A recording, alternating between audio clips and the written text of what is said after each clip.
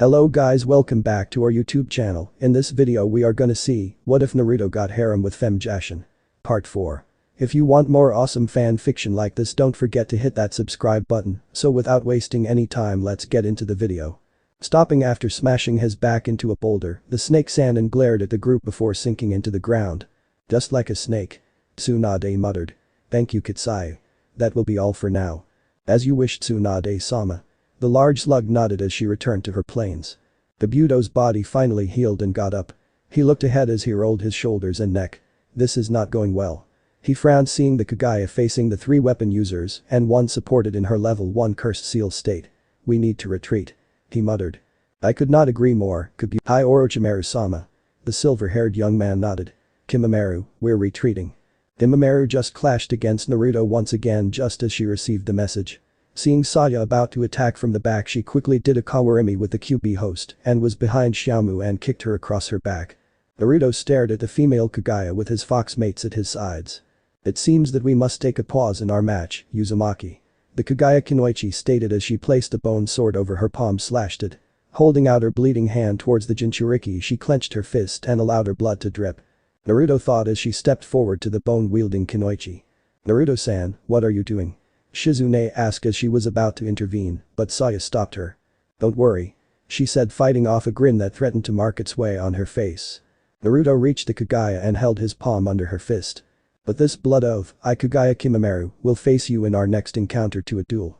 The loser will be the winner's slave. She declared. I, Uzumaki Naruto, accept your duel Kagaya Kimimaro. He tried not to sigh. May we fight one another in honor of our clans. He replied as he took her blood and drank it. Kimimara's mask was slightly broken, but quickly repaired it. I see that you know certain traditions. She noted neutrally. Certain? Ha. My Sachi knows all traditions. Kushina boasted. When someone makes a goal and they push you to learn all traditions, there is almost nothing you can do. Kimimaro said nothing, but nodded. Until we meet again on the battlefield. For a moment a glint appeared in her eyes. But as quickly as it came, it vanished just like the bone-wielding Kunoichi as she leaped back and retreated with her master and the silver-haired young man. The Jinchuriki sighed. Damn it. Another one. The group of 9, if you count the pig, were arriving to the home village of the QB container. Tsunade was walking besides Kushina's son. So Gaki, what's new about the village over my vacation years? She asked as she fixed her hair behind her pointed ear. Well, I was born. My mom got pissed at the council members that wanted to use me as a stud horse and attack the village in self-defense that same day. I went through semi-hell if it weren't for Ja-chan. Ami's house got burned down while she was inside and was the only survivor, but she was pretty close to death and I had to reincarnate her to Arch Shadow Revor. Got laid at the age of 14 with both Hyuga Hinata and Hyuga Hinabi. And you're still alive how? Tsunade questioned, knowing how the females of the Hyuga took great responsibility of their daughters to make sure that they were pure until they were married. Hid away for 6 months and waited until their mother was slightly calmer and explained how and why it happened. As punishment, I was forced to sign a marriage contract between myself and the twins. Without the elders' say in this? The future Gondai asked. The Ashi-sen doesn't give 2s about them. The Jinchuriki allowed a fanged grin on his face. Ah. She nodded. Signed the fox summoning contract and gained both Saya and Xiaomu as my mates after beating their father Ryoji in a duel. Tucker hits hard, I'll tell you that. Got teamed up with Uchiha Sasuke and Haruno Sakura, with our sensei being Hot Aki Sakumo's daughter, Hot Aki Kakashi. Entered the Chunin exam, got engaged to Kuritsuchi after beating her in our finals match. Faced off an invasion and took on 2 Hanyus at the same time. And all that before we came to get you. Amazing. Shizune awed the young man. Thank you. He said with a smile while scratching his head. And here we are, Tsunade-hime.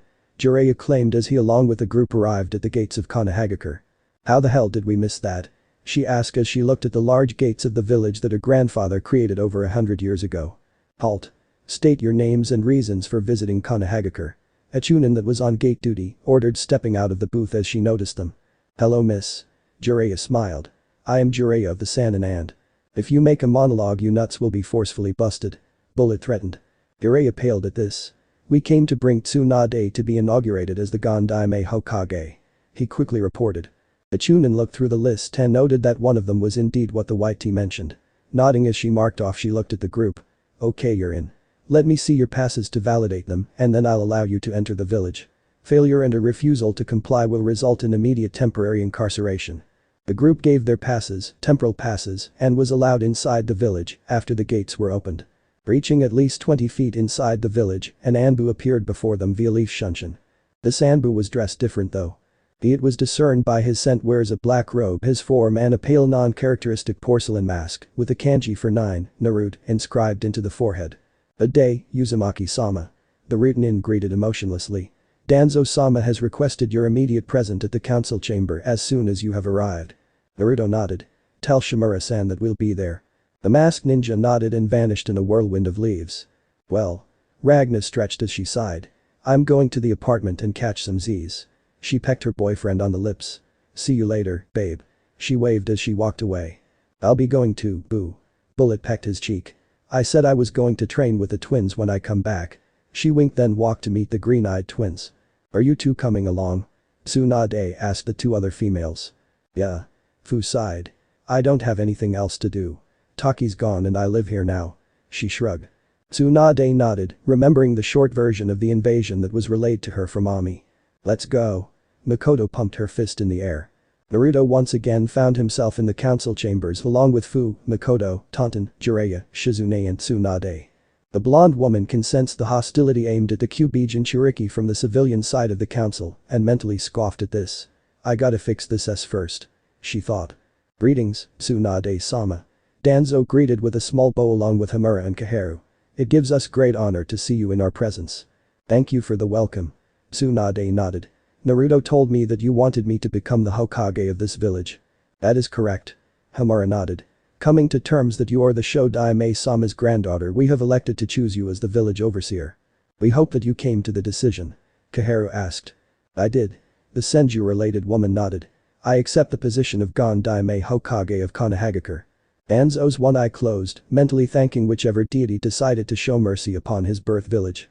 "Thank you, Tsunade-sama. Tomorrow we will proceed to have your inauguration at the village plaza." Seeing the woman nod, he turned his single eye to the Uzumaki. "Genin Uzumaki Naruto. You have done well in this mission. You will receive an A rank payment for this and it will be sent to your account." "I really appreciate that, Council Member Shimura." Danzo nodded. "Now on to other matters. It is concerning the group that lives with you at the moment. They are unregistered as both civilian and shinobi force. Will it be possible for them register?" he questioned.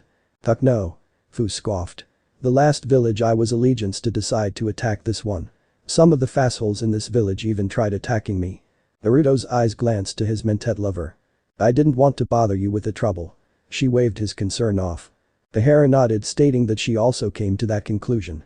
"I want to stay with hubby," Makoto stated with a cute frown. "Let them become my wives along with those other women that were in the invasion," Sasuke stated after walking inside the council chambers. "Genin Uchiha Sasuke." Danzo frowned slightly. "Your presence has not been called for." "I am an Uchiha, therefore I can summon myself." The Uchiha spoke evenly as he approached the center of the chamber, standing beside the group, looking smugly as ever. "You are overstepping your boundaries, Uchiha," Kaharu warned with a clipped tone. "You may be the only Uchiha in the village, but that does not keep you from insubordination." Ignoring the female elder, he pointed at the Mentet Jinchuriki and the beast kin. "These women should be with me to help bring the Uchiha clan back to its former glory," he preached. "Denied, team." The groom of Jashin snarled. "You are a clanless orphan and not even an important person, dope," Sasuke stated boldly. "Last I checked you would be dead if I didn't stop Temari from killing you," Naruto shot back. "Enough," Hamura shouted. "This discussion will end here. Uchiha, you are not to try anything with the women involved with Uzumaki. Give me the Hyoten user." The raven-haired male ordered the red and black streaked blonde. "The Hyoten user?" A civilian member, who is a retired shinobi, asked. Sasuke grinned. "That's right. You see, during my battle between the wind giant and myself, I witnessed an ice ball the size of the sand monster falling towards it. I looked up and spotted a woman with light blue hair and was dressed in some type of white military uniform. The Hyoten user that's powerful enough to actually take on a Biju," Inoichi said in slight shock. "That is an amazing power." He agreed. "Put her in the breeding program," a civilian shouted. "This village needs more protection since the invasion," another shouted. "Give her to Uchiha-sama," another one added. "Stomp." "That's enough."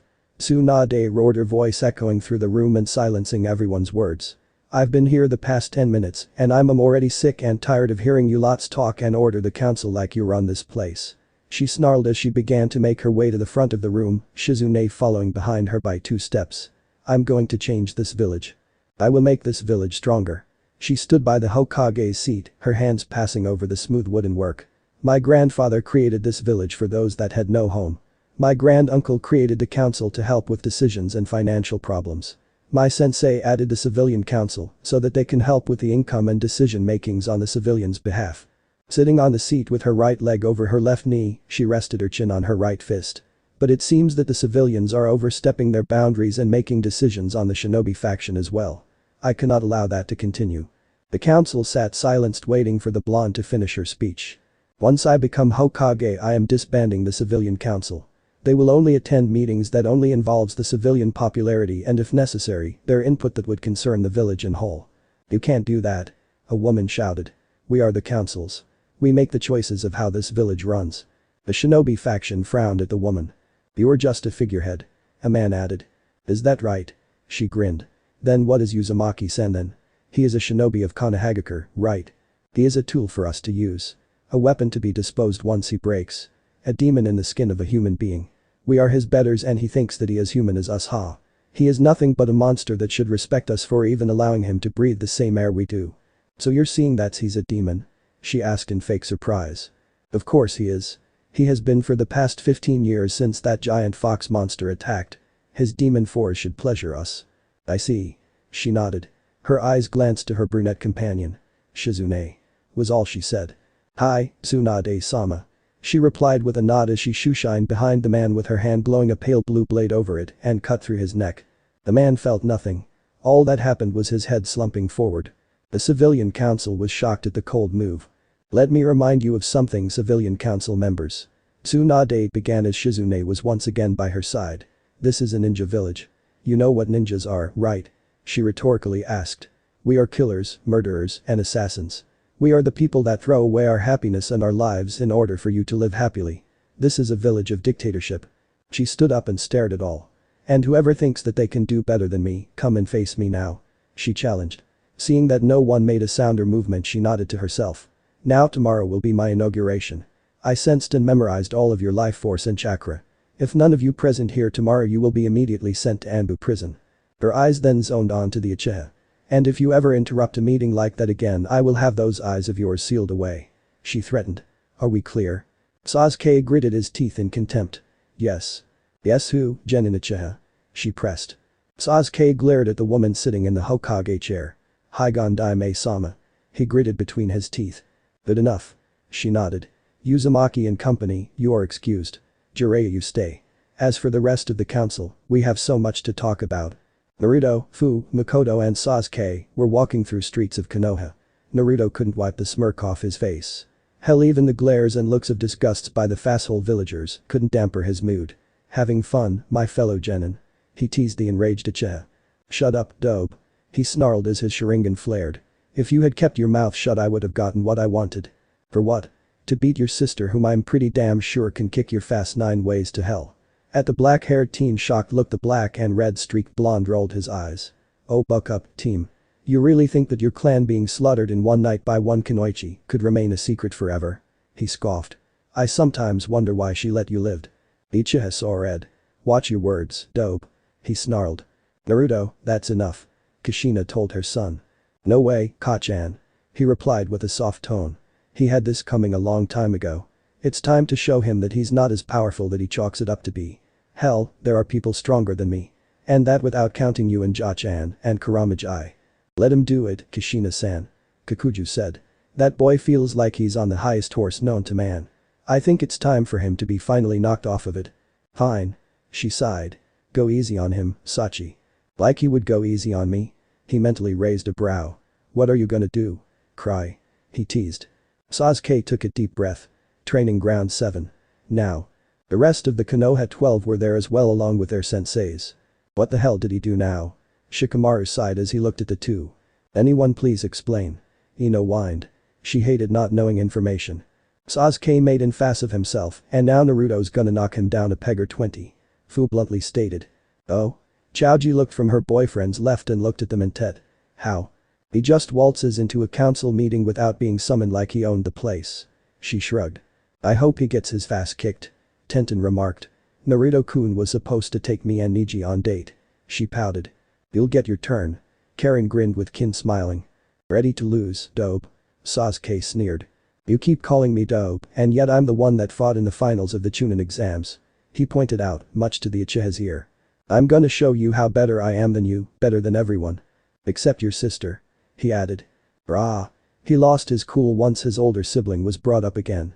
Pulling out a kunai, he was instantly before the Jinchuriki and swung aiming for his neck.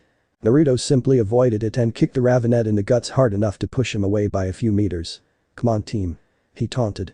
I know you can do better than that. He snapped his fingers and a shadow wall raised between the crowd and the combatants. Wouldn't want to be disturbed.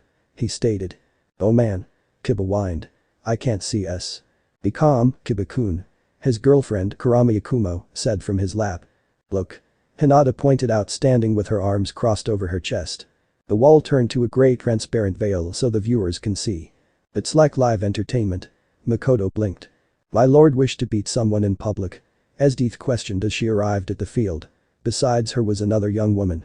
This young woman has auburn hair and amber eyes and seems to be in her early 20s. Her hair in a long ponytail that almost reached the ground with a few large bangs over her forehead. She wears military-like uniform upper body armor over her D-cup bust over a long-sleeved black shirt. Her arms are metallic in place of flesh. A small 1-foot-high stubby feet and arms bipedal white dog-like thing with black beady eyes, floppy brown ears, a large horizontal oval-shaped nose, and a large collar around its neck just below its now thin-lined mouth. He's practically wasting his time in there. Najenda added, she too with someone by her side. A young girl about 15 and of below average height.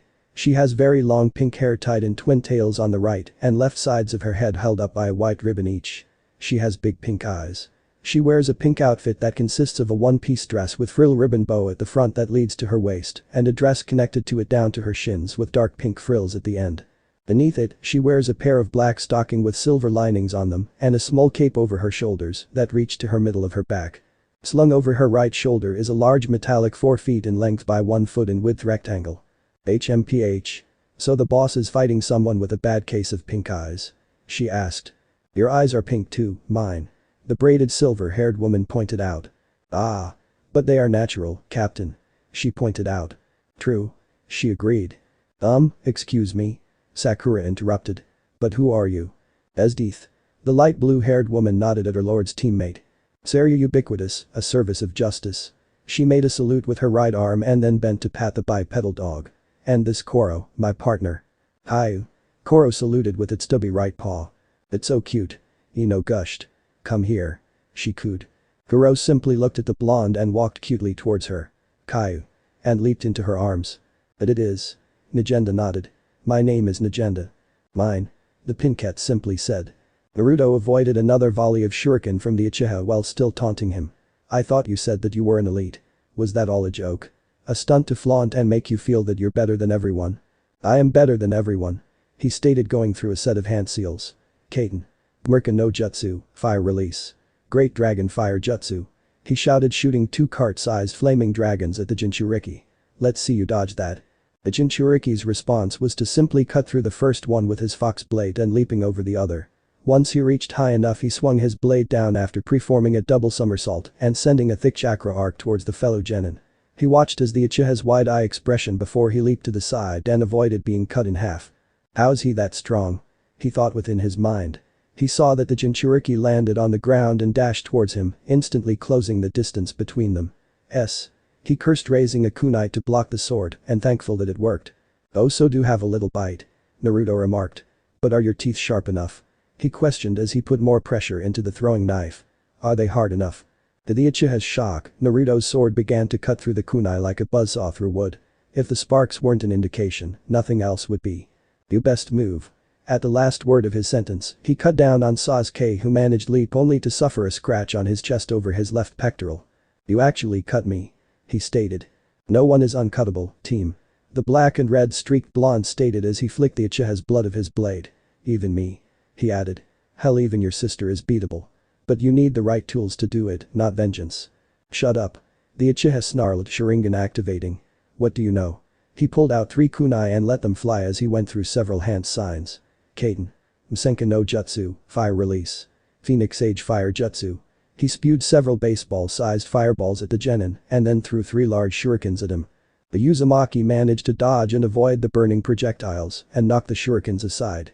The Uchiha smirked seeing that the Jinchuriki fell to his trap and pulled his hands over, crossing his arms over his chest. Sumkshasen no Tachi manipulating windmill triple blades. The Konoha residential Jinchuriki remained calm despite being caught off guard by the technique. He tried to avoid the now glimmering ninja wires but was still caught in them. "Naruto!" Tenten shouted as she neared the barrier but couldn't get through. "Let us in." "That will not be needed, Miss Tenten," Seryu stated from her place sitting on the ground with a small pole toy holding over Koro's head. "Why?" Niji asked as she pulled her teammate back gently. "That barrier comes down whenever one of the partisans is either unconscious or dead," Esdeath explained. "But I prefer that latter since I do not like the Uchiha." "You and your kills." Nagenda sighed. "It is best to kill an enemy before he or she becomes a threat," she replied back. "What smells like oil?" Naruto thought as he unknowingly took a whiff of the flammable scent. The wires were dipped in oil. He thought. "I got you no, dope." He grinned as he went through the hand seals needed for his next jutsu. "Now burn." Kaiten. Rika no jutsu, fire release. Dragon fire jutsu. He shouted before spewing a stream of red-hot fire along the lines of the wire and was sizzling towards the bound teen. Naruto watched along with the witnesses watch as the fire burst against the bound shinobi's upper body. "Sasuke, that's too far. Stop this moment." Asuma shouted since Kakashi was too shocked to see her sensei's son burning before her eyes. The others tried to run but was blocked by a wall of ice. They turned seeing Nagenda, Mine, Seryu and Esdeath simply remaining where they were. "Do not interfere with my lord's match," she stated coldly. "Are you insane?" Ino shouted as she rounded at the taller woman. "Your lord is being burned to crisps." "Calm down, Ino," Fu said gently as she slowly turned to the Ice Empress. "He's alive, isn't he?" It was more of statement. "Of course." Nagenda nodded.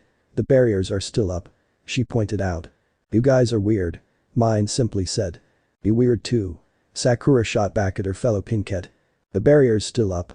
Niji realized as she remembered what the Hyoten user said earlier. Slowly the others began to see the logic and calm down. "What the hell is going on here?"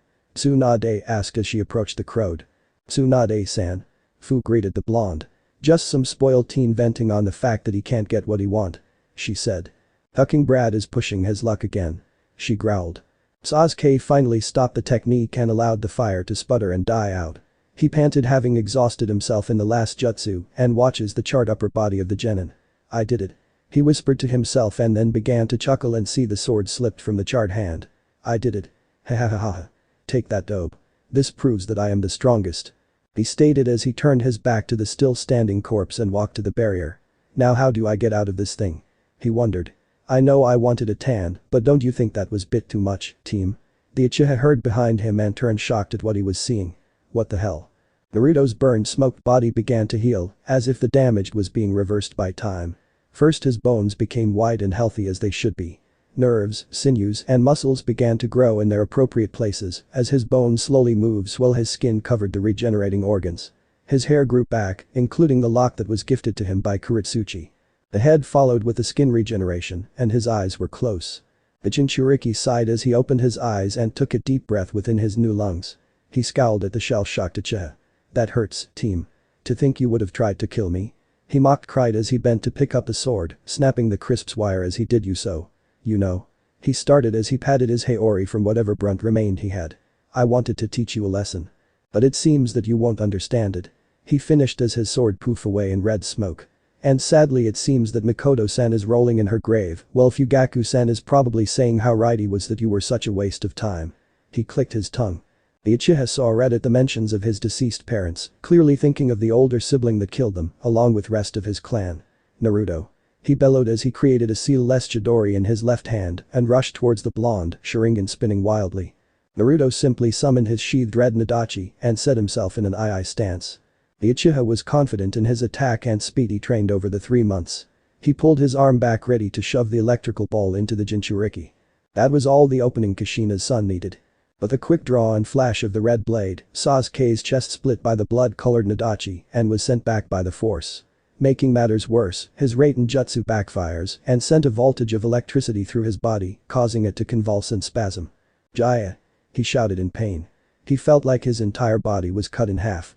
"You know, team," Naruto started as he approached his fellow genin while slowly sheathing his Nadachi. If I wanted to kill you, I would have done it in the forest of death. He stood beside the shocked genin.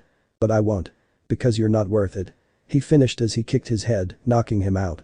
The barrier went down, and Tsunade ordered Anbu to carry the Uchiha to the hospital and be monitored. I believe a promotion is needed to those that were successful in reaching the finals of the Chunin exams and did their matches. Tsunade stated as if she didn't witness a fight. Nara Shikamaru, Uzumaki Naruto, Yuga Hinata, and Fu. After my inauguration you are to be in my office to get your Chunin jacket. Sasuke was seething as he walked through the abandoned Uchiha district in the late night, making his way towards his home. 2 weeks. He raged. 2 weeks since that dope embarrassed me, beaten me, and sealed this mark. He growled. But I'll find a way. I always do. And when I'm done I'll get you Naruto. And then I'll get that bis. Blah, blah, blah. You sound like a woman that got her heart broken by 15 men in one day. Shut the tuck up you duck fast head. Makes me wonder how much times you fast got plugged. The Uchiha whirled around toward the source of the voice. Looking up he saw 4 figures standing within the light of the full moon. Who are you? Show me your faces you cowards. So this is the boy that Orochimaru-sama asked for us to take. Seiken questioned as he eyed the Uchiha from head to toe and scoffed. What a load of trash. I think even Taiyu can take this kid on. Hey tuck you mister. Two-head. The dark pinkette retorted flipping him off. Just one good kick in the nads and you'll be crying like a little bis. Assuming you have one, that is. Taiyu, your words. The orange tri-mohawk large shinobi reprimanded softly. Just leave her alone, Jirobu. The 6-armed nin sighed, his arms regrown thanks to Orochimaru's right-hand man's medical skills. We've just entered the bloody period. I'll slit your throat after I chop your beep off and my dokis have their way with you. Taiyu threatened. A very bloody period. He sighed. Stop ignoring me. The Uchiha shouted as he leaped towards the 4. Oh look he wants play. Seiken grinned as he leaped towards the Sharingan wielder. Now show you how trashy you are. He swung his right fist at the Uchiha. Terenkin, multiple connected fists. He grinned as he jabbed straight at the Uchiha's chest. The Sharingan wielder grinned as he pivots his body to the left, avoiding the fist by an inch. Only for the grin to vanish as he felt a fist smash into his gut and ribsage that sent him crashing into one of the abandoned houses. PFT. The androgynous shinobi spat on the side. I guess you really are trash. He taunted looking as another piece of the building fall off. Pain. Kankakik no jutsu, fire release. Great fireball jutsu. The Uchiha yelled from beneath the rubble and fired a cart-sized fireball. What a waste. The gray-haired male scowled. Let me show you what I can do when I'm a bit more serious. He said as he clapped his hands together and inhaled. Do. His voice raised a few octaves as vibration clashed against the fireball and dispersed into weak flickering flames. The Uchiha pushed the rest of the debris off his body and was greeted with a smug-looking Seiken right before his eyes. Before the young shinobi could do something he felt a strong grip around his throat and was brutally slammed onto the debris. The blackette choked as the force was enough to knock the air out of his mouth and some of the loose pieces of wood to pierce his back. Oops. Seiken stated uncaringly as he raised the weakened Uchiha.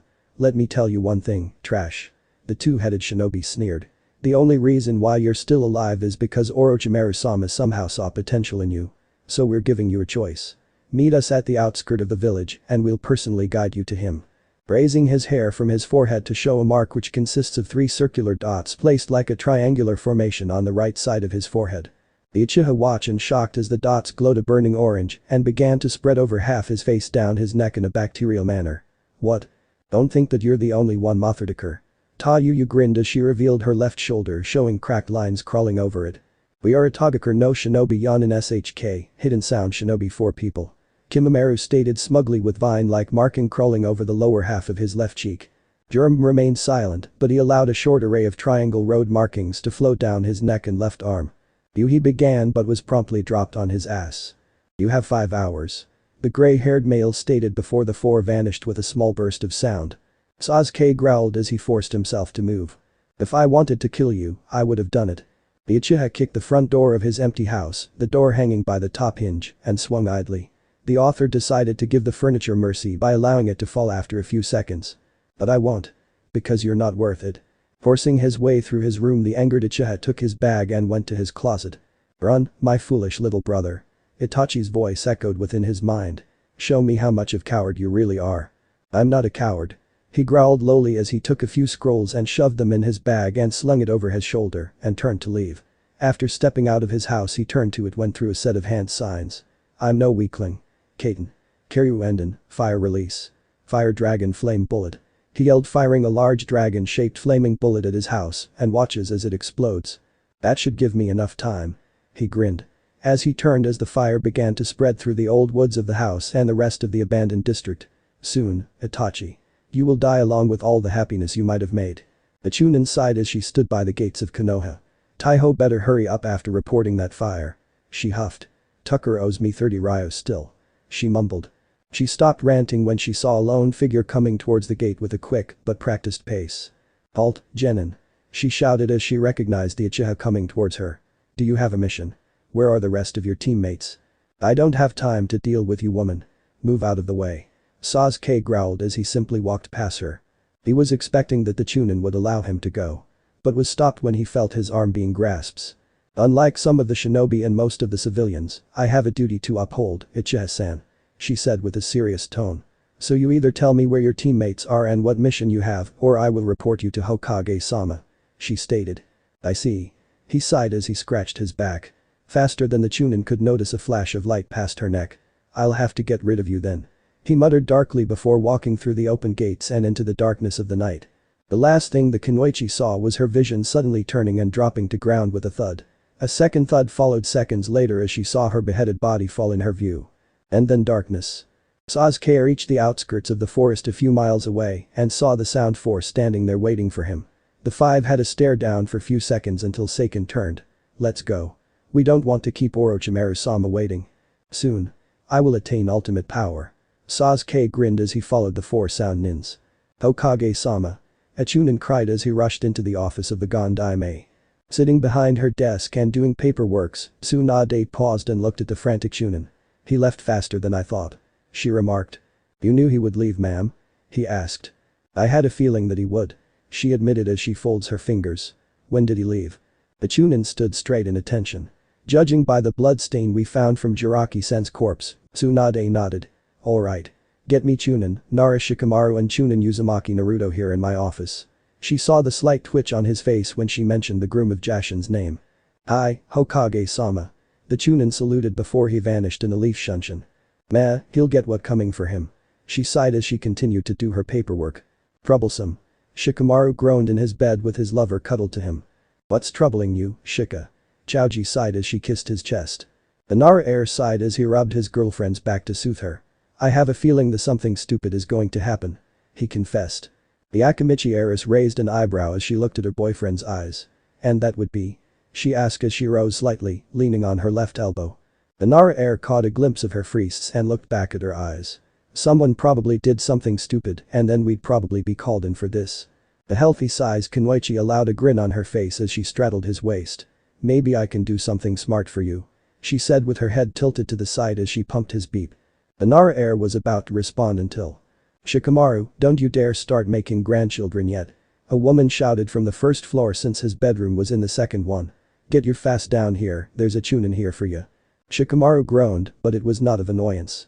His hands automatically went to Chaoji's hips as she slowly right on him biting back a groan as he felt her warm womanhood slide around his prick. Oh, Shika. The Akamichi heiress moaned softly as she rolled her hips and felt her lover's hand on her friests. She lowered her friests to his face. Suck him please. She pleaded. Chow. Shikamaru groaned as he took one of her offered dark-toned nipples into his mouth and sucked it. Nara Shikamaru, if you don't get here in 5 seconds I'm coming up there. His mother yelled. He swore he heard some heavy footsteps coming up the stairs. The Nara heir released his girlfriend's nipple with an audible pop. 5 minutes. He lazily yelled. 5 seconds. She shouted. The Chunin stood there on silent commendation, wondering if it was safe to even try to calm the Nara matriarch down. After seeing her bend a seal-enforced frying pan with nothing but pure physical force, he wisely decided against. That son of mine is more active sleeping or playing shogi. She huffed as she turned to the silently trembling Chunin. He'll be down here in a while. Shikamaru's mother has long, dark brown hair that is currently kept in a low ponytail, with 3 strands framing her face, fair skin and dark coal eyes. She wears a pink blouse and dark-colored skirt along with an apron over it. She also wears a pair of simple hoop earrings. On her feet she wears black sandals. Yes ma'am. He managed. Oh, don't be scared. She waved her hands. You're not an enemy or a spy. She pointed out. Her eyes glanced to the stairs. Took you 3 minutes and 43 seconds to get your clothes on so fast. She pointed out as her son along with her future daughter-in-law, holding his left arm between her fists. Troublesome. He sighed as he scratched his head with his right hand. The now Chunin rank Nara heir wears a black shirt with Chunin jacket over it, the shirt having the symbol of his clan stitched into it. He wears a set of grey Converse with 4 pockets on each leg, with medical tape wrapped at the shin and ankle. He also wears a set of black shinobi slippers and tabi socks. The Akimichi heiress wears a green short-sleeved shirt with brown knee-length pants and lightly plated boots. Over it she wears a red armor that was passed down to her from the warring clan days. Seals etched into the plate to preserve it. Nara-sama, Akimichi-sama. The Chunin gave a short bow to the two. Hokage-sama calls for your present at the Kage Tower, Nara-sama. He reported. Yes. He sighed. Fine. I'll be there. At moving now. His mother growled out, making her son sink into the shadow of his girlfriend. Ishino-san's really pushy today. Chaoji giggled as she sat at the table while the mother makes a cup of coffee. I have if I need to get his lazy fast moving. She sighed. And when I'm gone it's up to you to keep it up. Oh, I'll keep it up alright. She chuckled. Ha! Jana shouted, swinging her clawed hand down. Come on, Jana. He master taunted. You can do better than that. If you were to stay still then you would be rewarded. Ami claimed as she was behind the young man with her left leg up with her foot, morphed into a large spade-shaped black axe, ready to cleave him in half. As if that can even kill him. The youth avoided both attacks, resulting Jana's claw cutting down on Ami, while the purple-haired Revor's axe split the child looking one in two. Ha! Ragna shouted, swinging her blade down on the young man.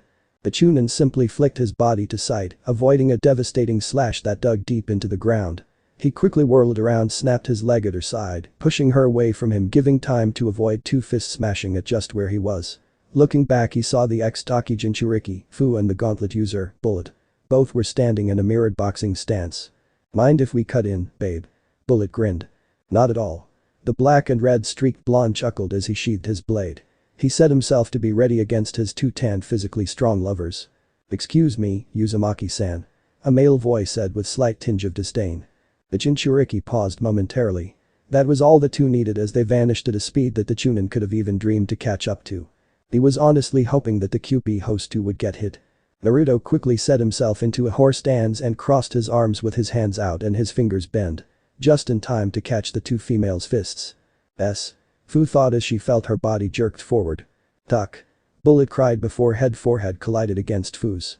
The Jinchuriki stood as his 2 young women nursed their heads. May I help you? He said with a neutral tone, but his eyes conveyed a different message, waste my time and let's see how far you'll run. What's this? Tsunade sent a messenger. Jashin wondered as she stepped forwards, Fumi following her. The revived founder's appearance changed over the time. She wears a black Lolita dress that reaches to her shins with frills and short sleeves and black wrist-length gloves. Her wings were in full display and folded and were colored black. Her feet were bare, showing black-colored toenails. The Chunin gulped at the sight of the goddess. After Tsunade coronation, she announced the marriage contract between the QP container and the goddess. Along with the Hyugas, the Chuchikage's granddaughter, and has gotten the interests of the 3 Kumo Kunoichis plus 1 more, as well as a marriage proposal from Kiri. Many were in disbelief of that and remembered how the boy was always guarded by the shadows. The Chunin managed to compose himself, his grudge against the QP host be damned, for the moment. I'll go see what Tsunade-sama wants. He yawned as he stretched. So the team up and left, huh? Naruto sighed at how stupid the living Uchiha is. That's right. Tsunade nodded as she took a paper from Shizune. The Anbu that was chasing after them reported that he was escorted by 4 nins from Itachi. Apparently they were the ones that made that barrier during the invasion. So what are we going to do? Shikamaru asked. We will form a team, search and capture the nins and bring his sorry fast back. Force is allowed if he fights back.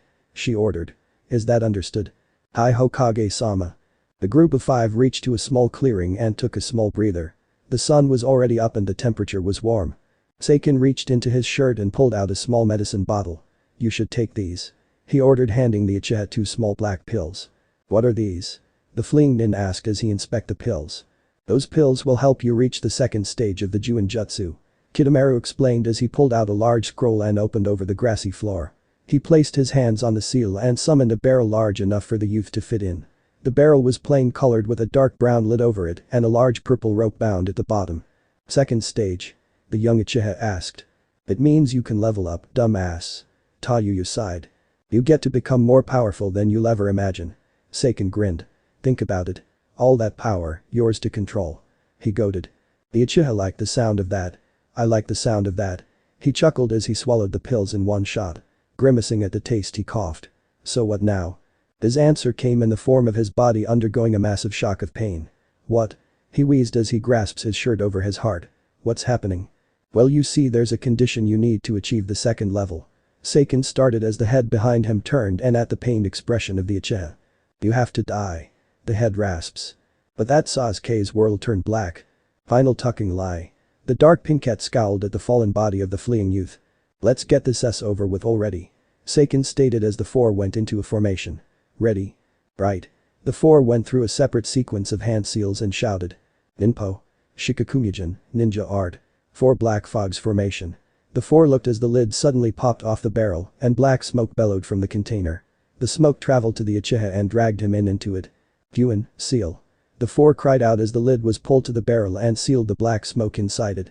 The four then tossed a sealing binding the lid to the container. Okay, Germ, you're first. The two-headed Odo lead ordered. The orange-haired young man grunted with a nod and went to pick up the barrel. We got some company. Kidomaru stated. Took those wither leaves long enough. Tayuya snarked. Before the sound for a group of Jonin arrived, one of them being Jiko Hade. You've gone long enough. The Jonin coughed. Man, you look sick. Tayuya said in fake concern. Do you need to take you cough drops? She taunted. We need to move fast. Kidomaru urged. Then let's get rid of these tuckers. Tayuya snarled, activating her curse seal, the others following suit. Get ready. Hade ordered his fellow Jonin as he draws his sword. The eight stared down at each other, waiting for the first to make their move. Seiken quickly threw a kunai and the battle was on the way. A small group of eight stood by the main gates of Konohagakure. Alright. Shikamaru sighed. You guys were the best of choices I had in mind the moment Hokage-sama put us on this mission. Before him stood Kiba, Akamaru, Niji, Chaoji, Noel, and Jin, under Naruto's recommendation. The Jinchuriki had also promised to take them out as well. Said Jinchuriki stood beside the Nara heir with his arms crossed. Okay team, you were all briefed on the mission. Kushina's son began. Uchiha Sasuke has defected from the village, no doubt going to Orochimaru. You will be assigned positions while we're after them. We don't know how many there are, but estimate it's a small group, about 5 of maybe 6. So look out for traps. The Nara stated. Kiba, you along with Naruto will take point at the front. Out of all of us you have the senses when it comes to your noses along with Akamaru. You two can warn us if we're ever closer to our targets. I'll be behind in case they left some traps within the shadows of the trees and bushes. Chaoji, you'll be behind me to give support in case I miss anything. Niji, you'll be our eyes from the back and you're quick to disable any hidden enemies that would be dumb enough to attack you. Noel, Jin. You two will support Niji in case the opponents are too far away if she breaks formation. Akamaru will assist you with his senses. That's a good plan. Tsunade stated as she walked to the 2 Chunins, 3 Genins, and the 2 Gesses. Make sure you all come back safely. If the Uchiha tries to fight back you are authorized to use force. She ordered. Am I clear? Aye, Hokage-sama. The 7 chorused. Good. She nodded. Now go. With a wave of her arm the 7+ Ninken shot off into the forest. The Sound 4 were currently relaxing in a small green clearing. Think this'll make a good trophy? Seiken grinned, holding the dismembered head of Hade, his face frozen in a shocked expression. You're tucked up. Kidomaru shook his head as he crossed his 4 upper arms and left his lower set leaning planted against the ground. You know that, right? Don't you think that mouth is a bit too big for your beep? Tayuya jeered. I mean shit, my flit can break the jawbone alone. She laughed. Shut up. The 2-headed shinobi snarled. Make me, Freakazoid. The dark pink-haired Kunoichi challenged. Germ sighed, the barrel besides him. I admit that those Konohanins gave us a trial. He grunted. The FT. They were trash like the rest of the village. The head behind Seiken growled as it shifted slightly. Kidomaru's head whipped to the left. Whoever the author of this story is, he's making them move fast. Guys, they're almost here. He reported to as he stood up and shook his lower arms, revealing that he had thin web lines attached to them. And they're moving fast. Well then, break's over. Seiken sighed as he stood up and cracked his neck. Germ, hand me the container. I'll bring it this time. The large nin nodded as he placed a barrel on the gray-haired nin's back, a second pair of arms creeped out and held the contained Uchiha. You guys leaving already? Naruto asked as he landed along with team members. That really hurts. Kiba added in a fake sad tone. What the tuck are these losers? Tayuya spat. These losers came from the village that drove your master away. Chaoji quipped. Good point, milk jugs. The soul-sound Kunoichi nodded as she subtly glanced at the Jinchuriki. Not bad. She mentally nodded. Anyway, we're here for the Uchiha. Niji stated as she crossed her arms. Hand him over and we'll be on our way. No dice. Kidomaru grinned. We have our orders. And we'll follow it to the T. Then you shall fall. Jin stated as she placed her hands on the hilt of her bolted sword.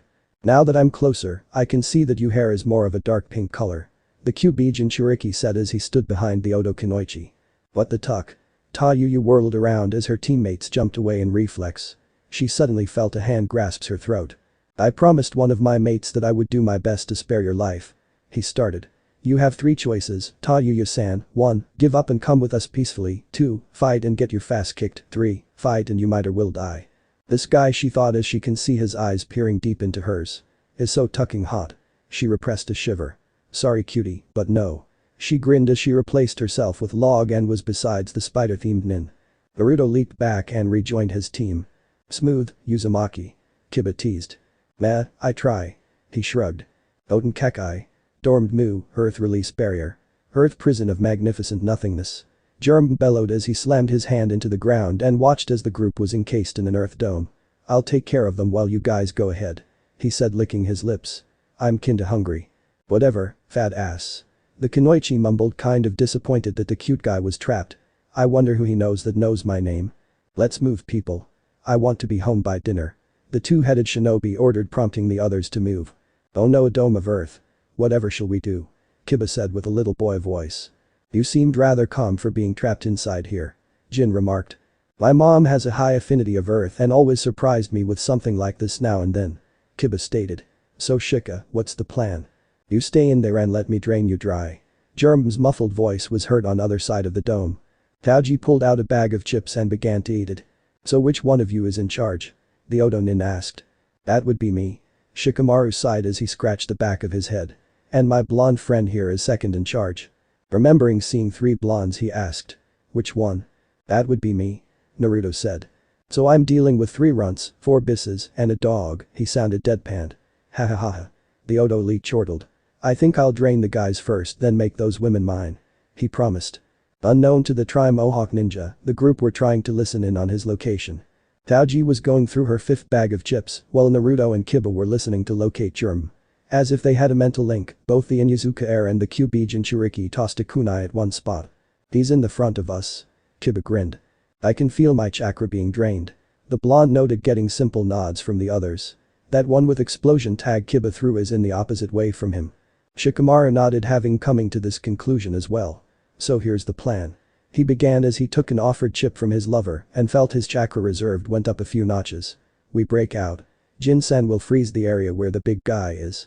Chaoji, you keep raising your reserves. Niji, Kiba and Naruto. When the ice meets in breaking point, hit that area with the best shot you have. Hopefully if we catch him good, we'd be able to take him out with a lucky shot. And if he survives? Noel asked, knowing that not all surprise attacks can come out perfect. Then one of us will have to take him on while the rest of us move on. He sighed as he pulled out a cig and placed it in his mouth. The question is, who is going to fight? I'll do it. Chaoji said, raising her hand. You sure about that, babe? He asked. Am sure. She said after swallowing a few chips. Alright. He nodded as he lit the cig. Get ready. The remaining Odo elite was satisfying himself while draining the chakra of the prisoners inside. This is going to be a piece cake. He grinned. His face then scrunched as he felt his palm began to feel cold. What the hell? Yuban Baika no Jutsu, partial multi-size jutsu. Karatakami no Ken, Mad God Fist. Jaikinshima. Haki KKSHM, Gentle Fist Art. Gentle Fist Art Vacuum Palm. A double fist and vacuum wind impacted against the dome's cold side and smashed through it with enough force to push Germ far back as said Nin blocked the broken earth and frozen rocks that managed to nick his arms. Allowing his arms to lower, he scowled at the group emerging from the collapsing dome of earth. So you got out, big deal. He retorted as he glared at the group of 7 plus an extra Kiba. Which was weird because he was pretty damn sure that he saw a big dog with him. Yeah, well, we're out, so it is big deal for you. Shikamaru sighed, exhaling a small cloud of smoke. The 2 Kibas growled as they launched themselves at the orange-haired shinobi, turning like human drills at him. Germ decided to leap out of the way not to risk being hit by the attack, but was met by Naruto swinging his fox blade down, while Jin drew her blade, which flashed white before crystallizing into hardened ice while swinging upwards. The Odo shinobi pulled out 2 kunais to block the 2 swords from cutting him in half. He was instantly blindsided by the sound of click to his left temple and instinctively used a kawarimi replacement to get away from having his head blown away by an energy bullet. After reappearing a few meters away from the 3 blondes, he noted that the 2 dog-themed ninjas were not in view as well as the distance increasing between the blondes and himself. "Get back here," he bellowed as he was about to chase after them but was frozen from his position. "Agime no jutsu, shadow imitation jutsu, success." The Nara said bored tone with his hand set in the rat sign. Jerem growled as he struggled against the hold. His eyes looked down seeing a shadow growing over his head. "Aijin no Ken, giant's fist." Chaoji roared before her fist smashed down on the paralyzed nin. Using her large fist to push herself back, she jumped back and landed beside her boyfriend. "Okay Shika, go on before he gets up," she stated keeping her eyes on the dust cloud as her hand turns back to its normal size. "Alright." The shadow manipulating ninja nodded before he followed his teammates, Niji right behind him with her Byakugan active. Taoji stood there waiting for the enemy to make his move. "Damn. I never thought that I had to use level 1 on a bis like you." Jerem growled as the dust went down showing his skin marred with triangular stitched lines over half his face and arms. "But it's futile now. You'll die here and so will your teammates." He licked his lips as he eyed the Kunoichi from head to toe. "Although I'll spare your life if you give me a good time," he proposed. Taoji snorted. "Please. As if someone like you can handle me. His chakra is damn high. I'll have to resort to using them," she thought. "Well whatever." The cursed nin snorted. "Abyss like you got nothing on me." He chuckled. "I'll just knock you down," and he licked his lips. Taoji fought the urge to shudder of the man's implication. "That's it. I'm bringing him down hard." Jerem slammed his hand on the ground. "Doten. Doram Dango, earth release. Earth mausoleum dumpling." He then pulled out a massive slab of earth that completely dwarfs his size. "Fuck me." She paled at the side of the rock. Jerem grinned before chucking the bedrock at the Konoha genin with a grunt. Chaoji decided to show the Odo elite what kind of Kunoichi she is. Clapping her hand she quickly gathered chakra to her hair, making it grow longer and wilder in spiked appearance. Controlling her hair and wrapping it around her body like a cocoon and began to spin at an alarming rate. "Nikiden Hari Dariru, spiked human drill." Her voice was muffled under the sound of the drill burrowing through the falling chunk of earth. The mohawk-styled man grinned after watching one of his ultimate techniques crush the young Kunoichi. "She wasn't so tough," he remarked as his curse seal receded. "This must have been worthless in bed too if she died so quickly." He turned and began to walk into forest to follow the Konoha nins. "Maybe I'll have some fun with those blondes and blind girl." He chuckled but stopped mid-step as he felt the rock behind him began to rumble. "What the hell?" He turned to shaking chunk of earth. "Impossible." He growled. "Ha!" The Akamichi heiress cried out as she drilled out of the earth in attack and was airborne through the force she used, her hair returning to its state as she cut the chakra flow to them. Seeing her target's surprised expression, she directed herself to fall at the male assassin's direction while with her left hand beeped back. "Yuban Baika no Jutsu, partial multi-size jutsu." She yelled sending chakra to her bones, muscles, nerves and sinew and expanding the loaded fist to the size of a giant, felt her blood pumping as she swung her sized enhanced fist down upon the Odo shinobi. "Shakuhin no Megami no Ken, fist of the food goddess." Jerem nearly face faulted upon the name of the attack but managed to hold it back with both his hands, the weight of the attack causing his feet to sink into the ground. We was honestly shocked, surprised, angry to the fact that this girl was forcing him to use his cursed seal once again and began to push back. The Akamichi heiress felt herself being pushed back and was launched a good few dozen feet in the air. "I'm done yet." The airborne Kunoichi yelled as she clapped her hands. "Baika no Jutsu, multi-size jutsu." Her body instantly bloated like a balloon. "Hahaha." Jerem laughed. "Now you're a fat bis." He shouldn't have said that. The tick mark bulged on the Kunoichi's forehead, her eyes shadowed by her hair. "I'm not fat. I'm healthy." She shouted before her head, arms and legs were pulled into her rounded body and began to spin like a buzzsaw, her hair spreading and hardening to the degree that it could scratch diamonds. "Big women are beautiful too." Her muffled shout was clear despite the rapid spinning. "Nikiden Hari Sensha, spiked human bullet tank." She announced her attack as she hit the ground, grinding it before she took off shredding whatever's in her way. Admitting to himself that he wouldn't be able to push the spiked boulder rolling, he quickly gathered chakra into his arms and impaled the ground up to his elbows. "Doten. Doroku Geshi, earth release. Earth shore return." A rectangle slab of earth was literally flipped off the ground as stood upright while the Odo shinobi allowed the curse seal to spread more, covering a quart of his face and his arms. He then tensed his body against the young Kunoichi's rolling spiked ball form as it crashed through the rock shield and barreled right towards him. Taoji felt herself slowing down once she felt someone or something holding her back. What the hell's going on? She thought as she felt herself slowing down. How about a lift? GROOM shouted as he managed to slow the human bullet tank and heft her high into the air. Releasing her jutsu and spreading her arms and legs apart. Baika no jutsu, super multi-size jutsu. She cried as her body grew to that of a literal giantess. I'm not done yet. She shouted, grinning at the shocked expression of one of Orochimaru's guard. GROOM watched as the giant Kunoichi slowly descends despite her larger size as she raised her right hand that was glowing blue with chakra, showing a strange symbol in her palm. I have to block this. The Mohawk-styled man eyes widen at that. Marite, super open hand slap. Her voice echoed as she slammed her hand down upon the smaller human being, causing a fissure and dust explosions with rocks. Taoji was on her knees with her hands still pressed on the area. That'll do it. She nodded to herself as she looked at the direction that her team went to. I'll have to catch up to Shika and the others. That hurts. A voice growled from beneath the giantess's palm. What the hell? Taoji's eyes widened when she felt her hand being forcefully raised. She then felt what seems to be a fist slamming into her palm, pushing her arm up and seeing a brown-red blur slamming into her stomach. Thankfully she still wore her armor over it.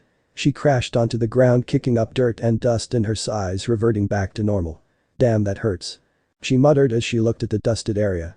She took out a rectangle glass vial with 3 different colored pills. The first one was green. The second is yellow. And third is red. Without a second thought she popped the green pill in her mouth and bit down it.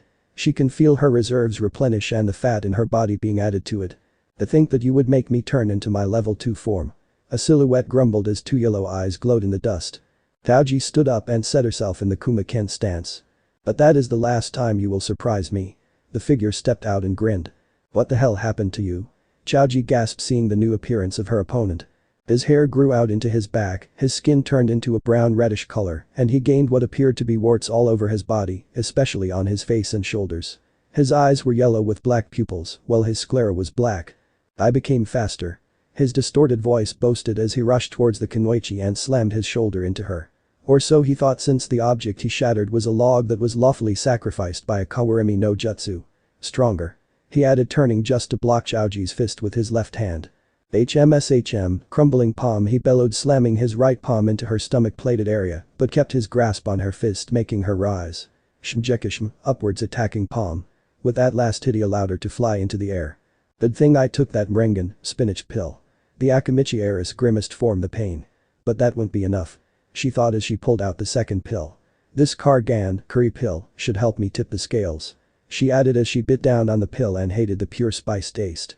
She felt her calories burn and her body slimmed under her clothes. Her face lost some of her round features. Flipping in midair she landed on her feet and suddenly dashed at the transformed man with speed that caught him off guard. She reached close to him and swung her right arm at him, her hands bared like a claw. Kabutojeki, cub blow. Taken off guard, GROOM was knocked aside by a heavy claw-like attack, his face suffering a gruesome scar and his head making a large impact onto the ground. He got up and growled. You damn bis. He roared as he rushed towards her, chakra surging through him, and thrusts his palm forward. Pressure palm, he bellowed as he neared the Konoha Kunoichi. Taoji ducked under the powerful palm attack and slammed both of her palms forward, increasing them in size. Kuma-ken. Idena Hahano Hakori, bare fist. Great mother's pride. She yelled while adding chakra to the strike, sending the Odo shinobi crashing through several trees.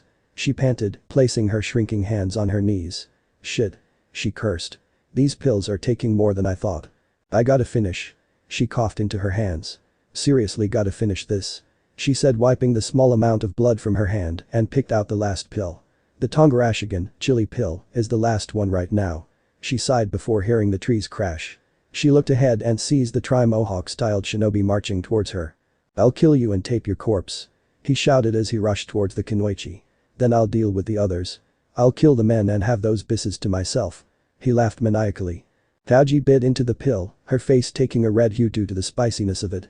GROOM managed to hit the Kunoichi square in the chest, denting the armor and sending her smashing through a tree, bringing up dirt and dust clouds. He chuckled as he slowly made his way to the Kunoichi. He was tired, yes, but not enough to entertain himself. He paused when saw a butterfly pass him, fluttering towards where the Akamichi heiress was. He frowned. Those aren't found here. He thought as he saw several more of the winged insect going towards his prey. Taking a look at one of them, he noted that they were blue and of different shades. As he reached and tried to grab one, only for it to wisps away like chakra. He thought as he gazed at the gathering constructs. Shit. He cursed as he was about to rush and finish off the young Kunoichi. Germ was nearing the Kunoichi until he was slowed, then pushed back by a chakra burst. Landing roughly on the ground, the orange-haired nin looked at his opponent. Taoji lost all the fat in her body. Her figure was lean and femininely muscular. Her face was angular and gave of a look of beauty, and her eyes seemed sharper. CHM Akimichi Do, Butterfly Akimichi Mode. She muttered as chakra-constructed butterfly wings opened at her back. You know. She began.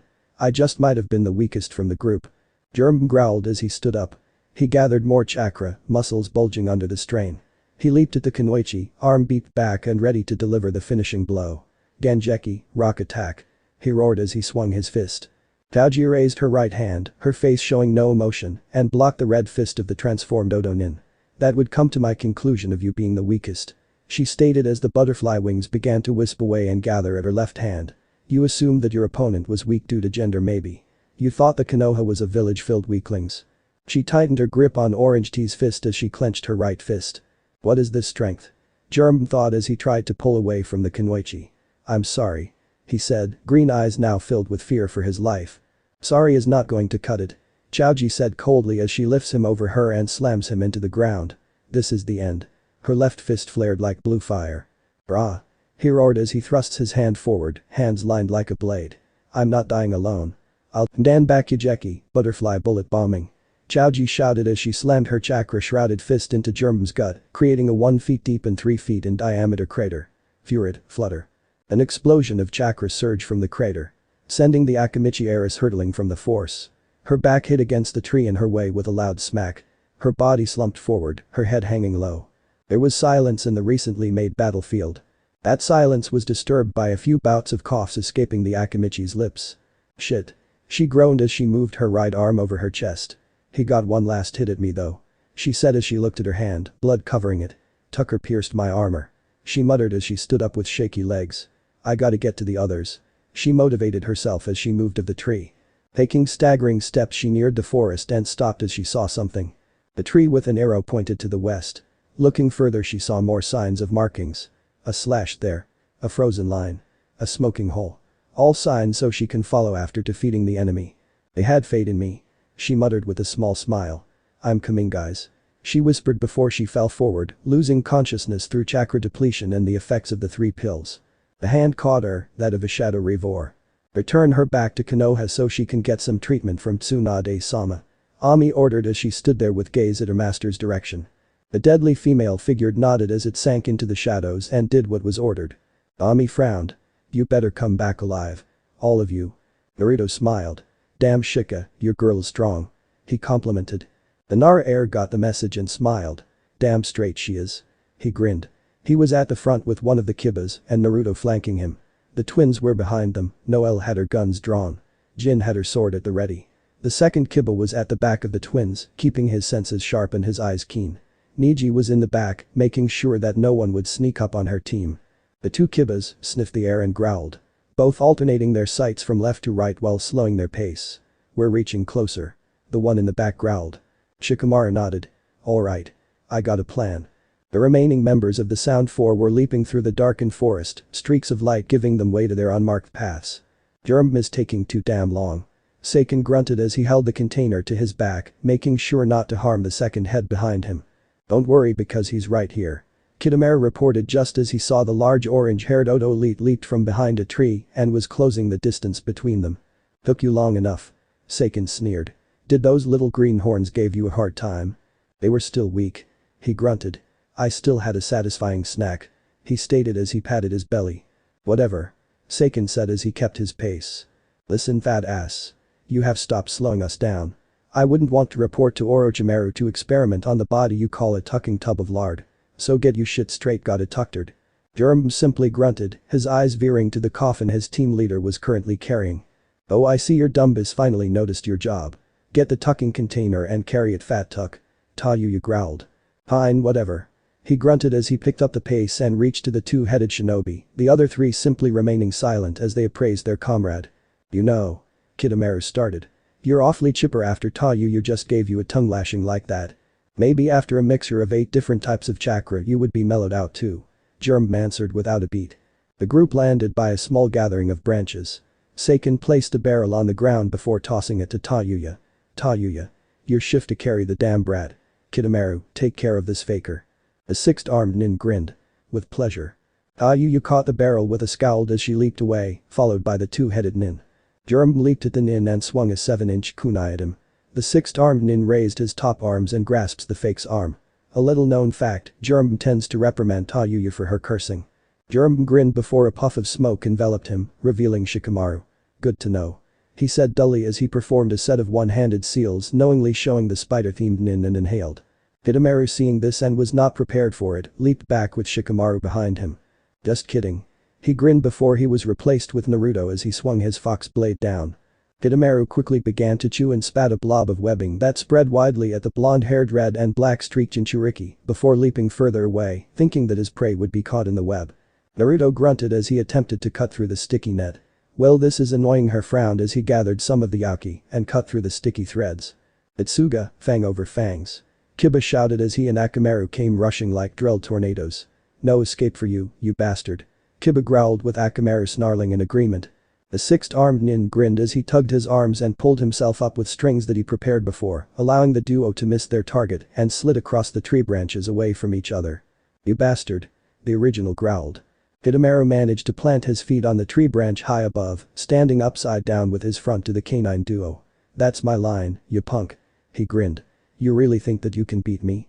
He quizzed, seeing the Nara Air and Uzumaki standing by the gathered Kiba doubles. Why don't you watch your steps, The quartet were wondering what he meant until Kiba moved his feet. Or at least tried to. What the hell? He growled as he looked and noted that the branch they were standing on was littered with spider webbings. Growling, he looked up as Akamaru reverted to his original form. You coward. He struggled. You really think that this'll hold us? I'm a ninja, kid. The tan-skinned Odo elite pointed out. So why don't you shut up? Where the tuck is that fat ass? Tayuya snarled as she gritted her dentures. She was annoyed about carrying Orochimaru's future vessel. Annoyed of these fassholes stopping her from completing her missions. And annoyed for the fact that she has to return to that nightmare of a village. What the tuck is taking that lard ass so long? Piece of shit fasshole of a rat. Seiken looked at the dark pink-haired Kunoichi with his single eye. Let me remind you that we let the weakest one behind to deal with those trashes. If he died, then that proves that he was indeed the weakest link. He stated without a care in the world. Maybe it was a mistake to have left him there on his own. Aw, you're gay. She grinned. I'll kill you, you bis. The head behind Seiken growled as it moved slightly to her direction. Shut it, Yukin. You're just jealous that your brother has a new head to give him head. She laughs, nodding her head to the still skin-wearing skull of the dead Jonin. Hidemaru was amusing himself on how to kill those younger greenhorns. I'm also wondering where the hell those 3 other girls are. With these guys here, Germ definitely lost against that chick they probably left behind. He summarized. He felt a shift in the wind. Niji stalked the spider-themed ninja from a distance, watching as he handled her teammates. The twins were behind her, watching her back just in case. Looks like part 1 of the plans were done. Niji whispered. Our turn now. Jin stated as she held her blade. Let's go. Noel nodded. Niji looked to the twins before she leaped off, ready to engage against the Sound 4 shinobi. Hidemaru turned just as an airborne Niji was ready to strike him. He luckily controlled his webbing and lowered himself at a rapid pace, avoiding the Konoha Kunoichi and then spitting a web of chakra at her. Ninpo. Kumanendo, ninja art. Spider sticking spit. It would have hit if Jin did not intervene and cut through the webbing, shocking the nin at the sight. Got you. Noel shouted as she was behind the nin. Both of her guns aimed at his head. Shit. Hidemaru thought before he did a replacement with a log. The 3 females landed by the guys as the wood splinter showered over them. Damn. He got away. Kiba frowned at their plan not working. We still got the drop on him. Shikamaru pointed out. Akamaru growled. Looks like this guy is stronger than the big one. Kiba growled. One of us will have to stay behind. Niji frowned. I'll do it. Niji. Shikamaru started. I can cut through his webs with my Jaiken. She stated. I can see the chakra coursing through them. The Nara Air sighed. Are you sure about this? Of course. She replied confidently. Besides. If all of us stay here, we won't be able to catch up with the other 2 that got away. Shikamaru shut his eyes for a moment. Alright. He sighed. Are you really okay with this, Niji? Naruto asked. Niji nodded as she slipped a kunai from her pouch and tossed at the foliage at her left, making the hiding nin leap out and landed before them. I am confident, Naruto-kun. She smiled. The Jinchuriki nodded. Alright everyone, you heard the lady, let's go. He shouted as he along with other leap ahead of the standing Hyuga as she stares at the six-armed man. You flies aren't getting away from my web. He said as his cheeks bulged while chewing his webbing once again. Niji leaped up spinning like a top with chakra pouring from her fingers. You're my prey now, you insect. She announced as she cut through his wires with her hands. What? Kidomaru shouted in shock before leaping back. This is the second person to cut through my wire in a day. He cursed. Niji can't see her teammates go as she kept her Taijutsu active. Good luck, my friends. Bring that fool back. She thought as she slipped into her Jaiken stance. Jaiken SHM. Haki KK SHM, gentle fist art vacuum palm. She yelled thrusting her left hand forward, pushing a wall of wind to her opponent. Kidomaru leaped out of the way, cursing that he has to use his cursed seal against this Konoha Kunoichi. Well at least I'll get to have some fun. He thought with a grin. You should remove that perverse look off your face. Neji said coldly. Only one man may look at me in such a manner, and he doesn't even do it. Then he's not a man then. The tan-skinned shinobi grinned as his cursed mark spreads from his cheeks down his upper and middle right arm. He is more than a man compared to you. Niji frowned, her chakra-enhanced eyes seeing a second chakra source at the base of the enemy nin's neck. What is this? She wondered calmly. The orange vine-like pattern stopped around forehead and faded to black. I think level 1 is enough against you. He decided as he licked his lips. I didn't get a piece since I left the village, so how about you entertain me for a while, huh? I promise I will be gentle. Niji's response was to leap at the Odo nin while tossing a hail of shurikens and kunai at him. Well, looks like I'll have to put you to sleep first. He said as he landed on a branch and leaped up, going through a small set of hand signs before spitting loads of spiders down upon the Hyuga-born Kunoichi. Amagumo, rain of spiders. He then began to chew another set of webbing before pulling them out with all 6 of his arms. Let's see if you like being in a cocoon with my little friends. Kumo Mayu, spider cocoon. He began to wave his arms around tossing the webbing over the Hyuga who was batting away the numerous amounts of 8-legged freaks. Oh no you don't. She thought as she began to spin like a top as she expels chakra from her body. Jaiken SHM. Hakishim Kaiten, gentle fist art palms revolving heaven. She shouted as she created a dome of chakra that shredded the remaining spiders and broke the webbings. Stopping in a circular crater of her move, she continued to bat away the spiders, cutting them down with her family Taijutsu. Damn, she persistent. Kidomaru thought as he leaped back into the foliage and lowered his chakra. Time to get a little bit serious. He grinned as his cursed mark began to coil more around his body. His skin turning red as his hair turned to ash gray. 2 horns grow out at the corners of his forehead as his teeth gain a saw-like appearance. His nails grew longer as he gained some more muscles. His pupils turned gold as his iris and sclera turns black. Tufts of fur grew from his wrists and ankles as spikes began to protrude from his elbows. Time to start the real game. He thought as he opened his mouth and a gold-colored goop poured from him. He then began to form the goop as it hardened through air, forming a bow about 2.5 foot long. The bow looked strong and durable enough to take on a blow off a sword. It's done. He whispered with glee as he formed a thin gold thread from one end of the bow to the next. Kumo Senkik, spider warbow. Now for the final touch. He thought as he pulled his hit eye 8 off, revealing a third eye. Keeping an eye on his quarry, the red-skinned spider nin let out another goop of gold color, this time forming it into an arrow as it passes his lips. After reaching the length of 3 feet he snapped the rest of the threads and pulled the arrow back while securing it on the wire. I think I'll take one of your arms first. Mo about the right one. He pulled the notch back and aimed. As Niji was batting away the spiders and can still see the nin at his hiding spot. Don't think that just because you've concealed your chakra from me doesn't mean that you can hide from these eyes.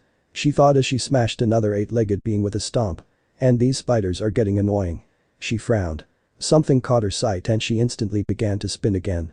Jaiken SHM. Hakishim Kaiten, gentle fist art palms revolving heaven. She began to shred the spiders once again, greatly bringing down their numbers. Kitamari watched as his arrow was let loose while his spider horde was being diminished. Looking as the Kunoichi began to expel her chakra and making the dome-like shield, he scoffed, confident, arrogant, that his arrow will pierce through the chakra veil and hit his desired target. He was actually surprised that his arrow made contact with the dome instead just right on piercing it. Scowling, he watched as his arrow clash against the Hyuga defensive move, as well he creates another arrow. She's starting to annoy me even more. He admitted as he pulled his second arrow at the notch. Seeing his first shot was veered off into a distance, most likely hitting an unintended target. Jiraiya was in Nadeshiko village, looking as the residents relaxing inside the hot springs. They are fine. He mentally sang as he scribbled down on his notepad, blood leaking from his nostrils. Yeah, you down, fine. He looked as one of the occupants got up, her towel slipping from her body as his eyes widened. Oh, you will most definitely do. He mentally praised. He then paused, hearing whistling in the air. What's that? He thought before a golden arrow narrowly hit his notepad, but piercing through the wooden fence. The force of the projectile was enough to kick up the water like an explosion. Was what that? We're being under attack. Whoever shot that would be in big trouble. He snickered as most of the naked women were running around, ogling at their bouncing freests and jiggling asses. He looked at the hole and inspected it, noticing how smooth it was. This is a very nice peeping hole. He nodded to himself as he tapped it. Big mistake. The crack split from the hole, followed by many more. Ah shit. The Gama-sanin of Mount Mamboku cursed as the fence simply shattered. The women paused in their prepping for battle, staring at the man that was staring back at them. Their faces went from alarm and shock to angry and violent. You again. A young woman with black hair shouted, styled in a long bowl cut with two bangs framing her pale-skinned face. She covered herself the moment her companions were running about. She has green eyes and a decent D-cup bust and decent wide hips and creamy strong legs. You dare return after desecrating our lands once again. Well, you see. Jiraiya began, cowering under the angry grazes of the women. Where is he? She asked, sitting back down in water. Boo. He was confused. The man you promised to bring. I also told you to report to the village entrance when you were to come with him. She reminded him. Her eyes narrowed. He's not here. She stated. Before he can come up with excuse. Girls, show the man what happens to those that come to our village without our consent. The women walked towards the paling Sanin, each letting out an aura of chakra from their wet glistening bodacious bodies. Damn it. Jiraiya mentally cursed. Damn it in hell. The village was then filled with sound of a man screaming in pain and agony. TGOJ. Itachi frowned, thinking that he indirectly helped someone out then hurt them. Shrugging that off, he watched as the dome dissipates and… She's not there. He thought with wide eyes as he scanned around the area for her chakra. Hearing the rustle being him, he quickly turned, aiming his arrow. Neji bursts out of the bushes in front of the Odo elite, narrowly dodging the close-range arrow. Ha! She cried as she slams a chakra-coated palm towards the red-skinned shinobi's stomach, a shockwave of the energy erupting around them. I can't move. The Odo-nin thought as shock. You're within my divination. Neji calmly stated as she slipped into her stance. If this move hits me, I'm done for. He thought as he forcefully began to sweat trickles of gold. Jaikinshim. Haki Rakujkin SHM, Gentle Fist Arts. Gentle Fist Art 64 palms. She said before she launched her attack. Nai SHM, Gentle Fist Art 2 palms. Yan SHM, 4 palms. Hachi SHM, 8 palms. Jikroku SHM, 16 palms. Sanjuni SHM, 32 palms. Haki Rakujkin SHM, Gentle Fist Art 64 palms. Itachi was in pain. Despite his paralyzed state, he still felt the finger jabs at his body. Those hits become less impacted as his skin hardened. Neji felt the same thing. She then leaped back, sending a Haki KKSHM, Gentle Fist Art vacuum palm. Pushing herself back more and sending the enemy away from her. Landing, the long-haired Kunoichi looked at the area that she sent the red-skinned man. She stayed there, slipping a kunai into her hand. Those hands of yours are going to be a problem if we go ahead like this. The Odo-nin complained as he stepped out of the foliage, the sight of him shocking the Hyuga Kunoichi. Itachi's face was covered save for his left eye and portion of his forehead with a gold-colored encasing. His torso along with his shoulders and thighs were covered with same hard like subtens. Nenkin no Yoroi, armor of sticky gold, he claimed, stepping forward to the Kunoichi. He flexed his muscles, breaking the armor off. By excreting my webbing through my sweat glands and adding the chakra of my cursed mark, I can make an armor hard enough to bounce off a kunai like nothing. He chuckled. I have to admit, you got me there. He stated as he patted the crumbs off himself. This guy is unbelievable. Neji thought as a single sweat goes down her face. I have to keep calm. I can see that you're getting nervous. He laughed as he leaped in the air among the foliage. Kumo-sensei, spider web area. He exclaimed before spewing a large glob of web that opened up widely, creating a large spider's web above the Hyuga. Now for the main attraction. He cackled as he bit his lowest left hand and went through 5 hand seals. Seeing the Kunoichi leaping up and knowing that she is capable of cutting through his webs, he shot a pale arrow at her, knowing that she had to dodge. Neji avoided the arrow by replacing herself with a log on the ground. Looking up, she took a deep breath and swiftly turned as she gathered chakra and wind to her palms. Good thing my affinity is wind. She gladly thought. Jaikin SHM. Haki Kekishim, gentle fist art vacuum wall palm. She yelled, sending a wall of wind upwards towards the six-armed man. Uchiha no jutsu, summoning jutsu. Kidomaru slams his hand onto the webbing, causing a huge smoking explosion. The smoke was pushed away, revealing Kidomaru on a giant tarantula. It was black with orange stripes going down the back of its abdomen. Kyotogumo, giant spider. Niji's left eyebrow twitched. Only her cousins, aunt, teammates and boyfriend knows that she hates spiders. Oh, Naruto-kun is going to have a field day with this when he finds out. It's even striped with orange too. She sighed. Good thing I'm going to kill it. She thought as she readied herself. So you still wanna fight, huh? He chortled as he patted the spider's thorax. You're facing one of the strongest insect summons, bis. And I'm going to enjoy when your fluids are sucked out of that body of yours. He licked his lips. Ah, you growled, her sharpened dentures grinding against each other. That ass is dead, that I know. But what the tuck is taking Spider Freak so long? You forget how Kidomaru tends to work. Yuken reminded the beanie-wearing Kunoichi as his brother skins the deceased Jonin's head. Yeah. She rolled her eyes. Alright, Kyotogumo, let him out. Kidomaru ordered his summon. The summon opened its mouth widely, showing mandibles large enough to pierce through two people, at least 4 feet in length.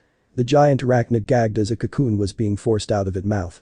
Niji watched in disgust as a 7-foot egg sac creeped from the summon's mouth and hangs by a strong thick string. Ninpo. Kumo-sama, ninja art. Spiderweb flower. Kidomaru growled before the cocoon actually blooms, releasing thousands upon thousands of adult hand-sized spiders, all were hissing, each salivating poison from their mouths. Time to eat up, kids. He laughed madly as the spiders decided upon the female-born Hyuga, all coming all sides. Jaikinshima. Haki Rakujkin SHM, gentle fist arts. Gentle fist art 64 palms. She cried as she began to beat the insects away, swiveling from left to right. Ha. Hit as much as you want. The spider nin taunted. Those spiders are near limitless. I can sense your chakra getting lower and lower. Make this more fun for me. He snapped his fingers and several of the spiders began spitting purple needles from their mandibles. Ninpo. Dakubari no aim, ninja art. Poison needle rain. Looks like I'll have to kick it up a notch. She panted as she began to rotate once again, knocking away the incoming spiders along with the poison needles until the attack faded and the spiders hang on their threads, fearing that they will die before their mother. Kidomaru was actually surprised and annoyed at the same time. That's it. No more playing around. I have to get to the others. He thought as he slapped the giant spider's thorax. Kill her. He ordered as he leaped off into the trees and the Kyotogumo descended upon the Hyuga Kunoichi, followed by its 8-legged offspring. Jaikin SHM. Kademcha Kurosarashu, gentle fist art. Soaring chakra slash. She shouted as she swung her left arm down in a cutting motion, sending a chakra slash towards the large incoming spider, cutting it in half and nearly killing Kidomaru if he had not jumped out of the way from his hiding place. She then closed her eyes as she shifted her stance once again. This time her left arm lowered, almost touching the ground as her knees bent wide. Her right arm was pointing to the sky with her fingers splayed widely. Her stance changed, he thought with a frown as he began to chew some more webbing. Jaikin SHM. Haki Hyakunij Kachi SHM, gentle fist art 128 palms. She opened her eyes just as the spiders were upon her once again. Kidomaru watched from the distance with a growl, his sharpened teeth grinding at the young Kunoichi, who was actually making him fight more than he wanted to. That's it. He growls. The beast dies now. He thought as he began to spew another gold arrow from his mouth, this time the tip was an intimidating drill point. Setting himself with webbing at his hands, arms and legs, he kept a grip on the end of the arrow with his teeth. Now to wait for the right moment. He thought, pulling the notch to a dangerously constricted length. Kumo Senkik. Suzaku, Spider Warbow. Terrible split. Niji was panting, her chakra was getting low and she can feel her body becoming sluggish. Around her were the dead corpses of the spiders. Her chakra-enhanced eyes carefully looked around the area, making sure to keep her guard up regardless of not sensing the enemy. It's too quiet. She thought. He's hiding somewhere, waiting to take the perfect shot. She glanced around, the loose webbing hanging round her in the forest still seems to have chakra flowing through them. Kidomaru's 3 eyes widened, releasing the notch and letting the drill-tipped arrow fly with frightening speed, enough to tear through the trees in its path. Die. Niji felt the air around shifted at the smallest margin, feeling like something was going to happen. Her instincts kicked as she moved, avoiding the drilling arrow that would have torn through her hips had she not moved. But she did get a large gash over it, tearing through her clothed skin, blood bursting from the blow. The arrow continued until it crashed into the ground a few meters ahead of her, causing a small quake and a large crater upon impact. Shit. She gasps in pain as she held her bleeding hip. If I did not move, I would have lost more than my hip. She breathed as she took a painful step forward into the forest. Lucky Palide Bis. The spider shinobi growled as he readied another arrow. Only to pause as a grin made its way to his lips. Let's see how close I can hit you in the heart. He chuckled as he released another tree-rendering arrow at the kunoichi. Niji was limping, her hip slowing her movement, and her chakra was depleted to near exhaustion. She can hear the arrow tearing its way through the forest to get to her, no matter how faint it was. But she knows that it was coming at her with an incredible speed. She felt her body was roughly moved forward purely on its own, the arrow ripping through her right shoulder. Atya. Haha. Kidomaru jeered as he watched the kunoichi struggle to get up. Niji coughed some blood. She was glad that she coated her body with a layer of chakra so she can sense where the arrow was coming from.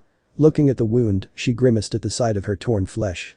She struggled to get up with her good arm and was successful, albeit painful, in standing up. She was about to move away from the weapon, but flinched when she felt a strict tread press against her sensitive wound. What the hell is that? She wondered as she passed her hand over the front of her wound, making sure that her back was to the six-armed Odonin. A thread. She thought as she examined it with her Kekkei Genkai. This web thread has chakra coursing through from a source, and not in a circular manner. She noted as the chakra source seems to be going from the tip to the end. Looks like the author decided to end this fight sooner. She summarized as she looked ahead of herself and saw a male silhouette. The silhouette nodded as he faded away. Grinning at the strange moment, she gently gripped the thread, making sure for the vibration not to travel too far to give the red-skinned man notice. Jaiken SHM. Tenketsushin, gentle fist. Pressure points needle. She thought as she sends a row of chakra needles imbued with wind chakra. I hope this worked. She prayed. Kidomaru watched as the kunoichi simply slumped form remained still. I should probably cut this thread before something his thought were cut short when he gauged and felt something forcefully pierced out the back of his neck. What the hell? He gasps in pain as he fell backwards, the grip on his bow lost. Now. Niji pumped herself and forced the rest of her chakra to use the moves she intended to do. With a full force shunshin she was before the paralyzed Odonin. She held her left arm back, the palm glowing blue with chakra. Shmte, palm bottom. She cried, slamming the chakra-infused palm into the six-armed stomach. She watched with determined eyes as the gray-haired nin coughed spittle and blood and ignored some of them splattering on her face. She watched as he tried to move to make his sticky armor. No, you won't. Jaiken SHM. Ichijekushin, gentle fist art one blow body. She struck with her right arm just below the red-skinned man ribcage, hitting his lungs and violently knocking the air out of the Odo elite. Ignoring the pain, she roared as she slammed him onto the ground with both force of her attack and her weight. This is the end. The Hyuga branch member shouted as she raised both her arms, alight with chakra up her elbows. Jaiken SHM. Haki Hasenjeki, gentle fist art. Mountain crusher. She shouted, slamming both Enhance's palms onto the older man's chest, caving it in and making a small crater upon impact. The recoil was enough to dislocate Niji's left shoulder and her right arm to dangled, the flesh torn by the excessive force used in the move. Kidomaru's body began to revert to its original state. The wounds of the attacks becoming evident on him. Too can't believe that I lost, he thought. Damn. He breathed out. Damn you, Reon-D-Anibis. Was his final thought before the light left his eyes.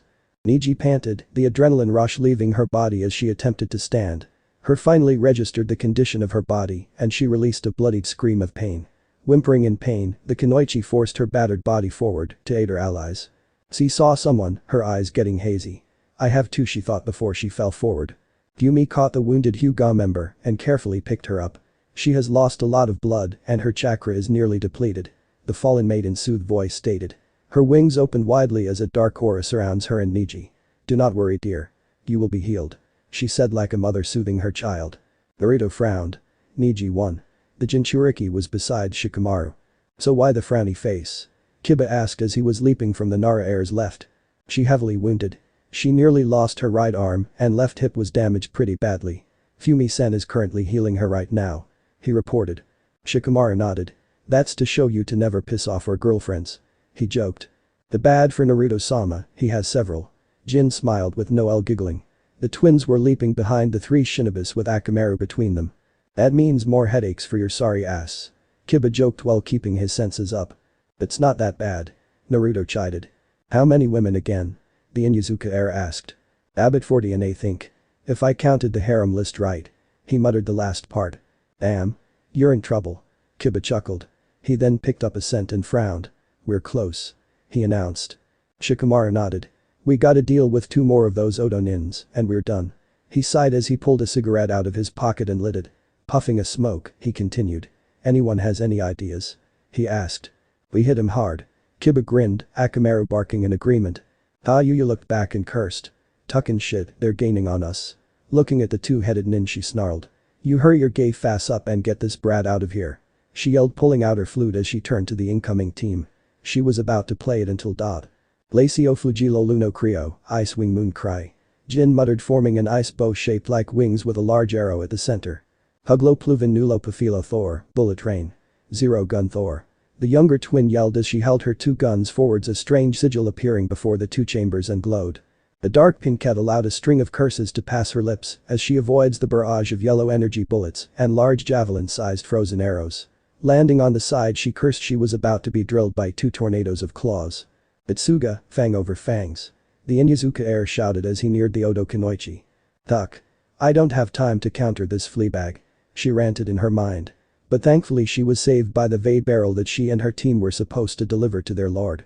The barrel was strong enough to take in on both of the biological drills and veered off to the sides. Yuya looked and see Seiken standing above her with his arms crossed. You were supposed to keep on going, you 2-headed tucktard. Last I checked, you're not in charge of this team. Seiken sneered as he looked at the rest of the Konoha team. Take the brat yourself and get your useless fass out of my sight. He ordered as he turned to the group. I'll take care of the trash myself. You tucking 2-headed small beaked fast licking fun denying faffid. She snarled. Fine. She took the barrel and glared at the 2-headed nin. Eat a beep. Eat a bunch of baby beeps with thumb filing, and I hope you die. She cursed before she leaped away, casting one more glance at the Jinchuriki. Damn, she has one hell of temper. Naruto noted as he scratched his head and sighed. Was it me, or was she eyeing you at the last moment? Kiba teased, popping a soldier pill into his mouth and passed the second one to Akamaru. So you're saying that she's going to end up joining us? Shikamaru sighed, taking a puff of his cig. Troublesome. You guys go on ahead. Kiba said as he lowered himself into his family Taijutsu stance and his feral features increased. Akamaru and I will take on this vassal. He growled. Akamaru barked in agreement, his fur red as blood. Naruto nodded. Alright, Kiba. He looked at his 3 other teammates. You guys okay with this? If he survives, then yes. Jin nodded. Oh, I know I will. Kiba grinned confidently. Seiken sneered. Look like I'll have to teach a dumb dog a new trick. He grinned. All of you are going to die here. He set himself into a taijutsu stance. So come on, you little shits. He taunted as he allowed a small grin on his face. Time to play a tune. He clapped his hands. Do. Re. Me. He shouted, each word rising higher than the previous. The group saw the air before them rippled violently. They leaped away from where they stood. The tree branch they stood on was ripped to splinters and broken wood once the sound wave made contact with it. Ikateru Shinkat, angry god cutter. Naruto shouted, swinging his fox blade, repeatedly sending arcs of chakra cutting waves at Seiken. Seiken leaped to the side to avoid the onslaught of chakra cutters. Not a bad move, trash. He thought smugly. Shikamaru slammed his hands on the ground. Rijingashin JK, rising shadow beasts. He grunted as 2 shadow-shaped lions creeped from the shades. Go. Fiba landed beside the Jinchuriki with a grunt. Naruto, I got an idea. He growled. Shoot. The black and red streaked blonde grinned. These things are annoying. Yukin growled as his brother fights off the shadow beasts. Kill those things already. Fuck off. He shouted, throwing a kunai with a tag. The tag struck the nearest and burst with a flash. The flash died down and the beasts were gone. Shit. The Nara heir muttered as he stood panting. Agabunshin no jutsu, shadow clone jutsu. Naruto shouted, making a second copy of himself. You got the plan? He asked the clone. You got it, boss. The clone grinned. Well, let's go. The original shouted as both used a shunshin to get to the 2-headed Odo elite. Seiken suddenly dodged an ice lance that was aimed for his head. He turned just in time to see Jin swing her sheathed blade at him. He simply grinned as he grabbed the sheath, stopping it in its track. Ha. You swing like a weak guy, ah. He taunted, but then yelled in pain at a cold burning sensation on his left hand that was gripping the sheath of the older twin's sword. My weapon, the Mukro El Jesco. Yukainisa, I sword. Snow Woman has the ability to instantly freeze anything at my command. Jin stated as she pulled her weapon away, hearing a sickening sound of separation. She glanced to her weapon with the frozen hand of the 2-headed nin. Well, that was a not clean choice. She muttered as she smashed the frozen body part against a nearby tree. She kept her eyes on the Odo nin, seeing his hand grow back. High healing factor. still weaker than Naruto's. Weak. Seiken gritted his teeth in anger as he lashed out at the blonde woman. Sadly he had to leap back to avoid two blade swings from the Naruto duo. "You're all in my way," he yelled as he pulled out two kunes to block the two blades, one aimed to his head from above and the other from his right aimed at his torso. "You talking trash," he roared as he pushed the duo away. "Now die." He swung the two kunes at them, aiming for both of their hearts. The clone and original grinned just before the blade was near them and vanished in a whirlwind of leaves. Seiken's eyes were wide as his arms were wide and the Inyazuka doubles appeared in the Uzumaki places. A shit. He thought, knowing that he was wide open for an attack. Suga, tunneling fang. Kiba growled as the transformed Akamaru and himself, both turning into drills meant to tear through flesh, and was successful, and dealing the blow at the nin's gut, the force was enough to push the 3, 4 if you counted Yukin, away from the others. "We'll deal with this sucker, you guys go on ahead," he shouted as he pushed the two-headed nin deeper into the forested area. Naruto nodded. "Alright, let's go," he ordered as he leaped ahead, followed by the twins and the Nara heir. "You think this can stop me?" Seiken jeered as he stretched his arms out and grabbed one of the drilling torpedoes with his hands, forcing it to slow down. "Think again, you weakling." As soon as the human drill he grabbed stopped, so did the other. "I don't think so," Kiba shouted, revealing that it was Akamaru that the two-headed nin grabbed. His nails lengthened as he began to rotate like a buzzsaw. "Gatenga, fang rotating fang." "Shit." The silver-haired Odo elite cursed as he used his left arm to hold back the human saw. "I'm not done yet," Kiba yelled, managing to knock the older nin's arm down. "Kuruburosu no Regudarapu, Cerberus leg drop," he cried, slamming his heel onto the duo-headed man and knocking him down until the ground below. "I'm gonna kill you," Seiken growled, getting up with a broken left arm. "Yukin, wake up," he snarled, turning to the head attached to his neck. "Finally," the brother muttered as he turned his neck to look at the two Kibas from the corner of his eyes. "Let's kill him and be done with it," he snarled. Ayuya was cursing along her way as she carries the barrel with the dead Uchiha in it. "This is so fucking annoying," she muttered, keeping her senses sharp. "In all honesty, I don't want to go back to that damn village," she thought. "That place is a hell for the most of the women there," she seethed. She remembered when she was found by the Snake Sannin after her village was burned down by an unknown entity. She was then carried to Odo along with the other survivors. Being introduced to Odo made the dark pink-haired Kunoichi grew up and fast too. She witnessed how the small hidden village was more outlawed than anything she could remember. Most villagers were ex-prisoners of the sorts, and many shinobis were rouges and sick bastards. She even witnessed a few unfortunate women being taped. Some even took the abuse so that the younger girls wouldn't suffer from the traumatizing act. "I wonder how that kin girl was doing before she died," she idly thought as she leaped off another branch. Indeed, the elite Kunoichi did meet the younger Tsuchi kin 2 years before the invasion. She was, in Tayuya's words, a scared little shit, but she always kept an eye on her and let her sleep in her room when she wasn't in the village. After the invasion, she noted that she was not among those that escaped. "Tuck," she scolded herself. "I should have thought her some more stuff," she thought as she leaped further away from Konoha and near the borders. "Almost there," she muttered to herself. Kiba's back made a harsh impact against one of the trees, breaking through the outer layer of the bark. Akamaru passed him by a few meters into a small foliage as he stood up and shook his furred body. He ignored the pain and avoided a fist coming towards his face. He looked as Seiken's fist connected with the bark and noted several impacts against the tree. "That fist hits us, we'll be in a lot more than just pain," he noted as he leaped back. Akamaru came out of the foliage where he was knocked back, turning like a bone-white drill aimed at the two-headed nin. Seiken simply gritted his teeth as he tossed two chakra-enhanced kunes at the ninkin, assuming that the throwing knives would be enough to kill the rotating animal. Akamaru tunneled vision managed to caught the glinting knives and veered slightly away from the path, avoiding the kunes, and was still drilling towards the Odo nin. Seiken sucked his teeth as he avoided the whirling drill of canine. "Is that all you got?" he exclaimed. "Nope," Kiba shouted as he rushed towards the nin and tossed a few smoke pellets and flash bangs. "Just getting started." Seiken watched as the two different types of bombs were heading towards him. "Shit," he thought before the flash bangs blew up, blinding him, and smoke grenades disturbing his nose. "Tucking fasshole." He mentally raged before being hit hard in the gut by a single Tsuga, tunneling fang, from the Inyazuka air. He felt the second hit from Akamaru, pinning him between the two opposing drilling missiles. Seiken roared in anger as his brother grunted in annoyance as the drills dug into their bodies. "Enough of this bullshit." Yukin growled, his arms creeped out of his brother's gut and back, effectively pushing back the two Konoha residents. Kiba and Akamaru felt themselves being pushed back and was slowing down. "Akamaru, pull back," Kiba ordered once they both stopped rotating. As the Inyazuka heir looked at his current opponent, he just witnessed a hand sinking back into the silver-haired nin's stomach. "What the hell?" he mentally exclaimed. "Akamaru, the forest now," he ordered. Seiken growled as he watched the two Konoha ninjas leaped into the forest. "Tucking trash. Come back here." "Patience, Seiken," his brother reprimanded. "We'll get those fools," he promised. "Tuck." Kiba sighed as he rests his back against a tree. "Those two are tough," he muttered as Akamaru stood beside him. "Any plans, boy?" he asked. His companion simply whimpered in response. "No dice, huh?" he sighed. "We gotta take him on and catch up to the others." He bit his thumb. "I got an idea, but it's gutsy." Akamaru barked with a nod. Seiken gritted his teeth in anger since he couldn't find his prey. "Come out, you coward," he shouted in the forest. "Or you just a beep," he taunted. His answer is a low growl from behind a tree.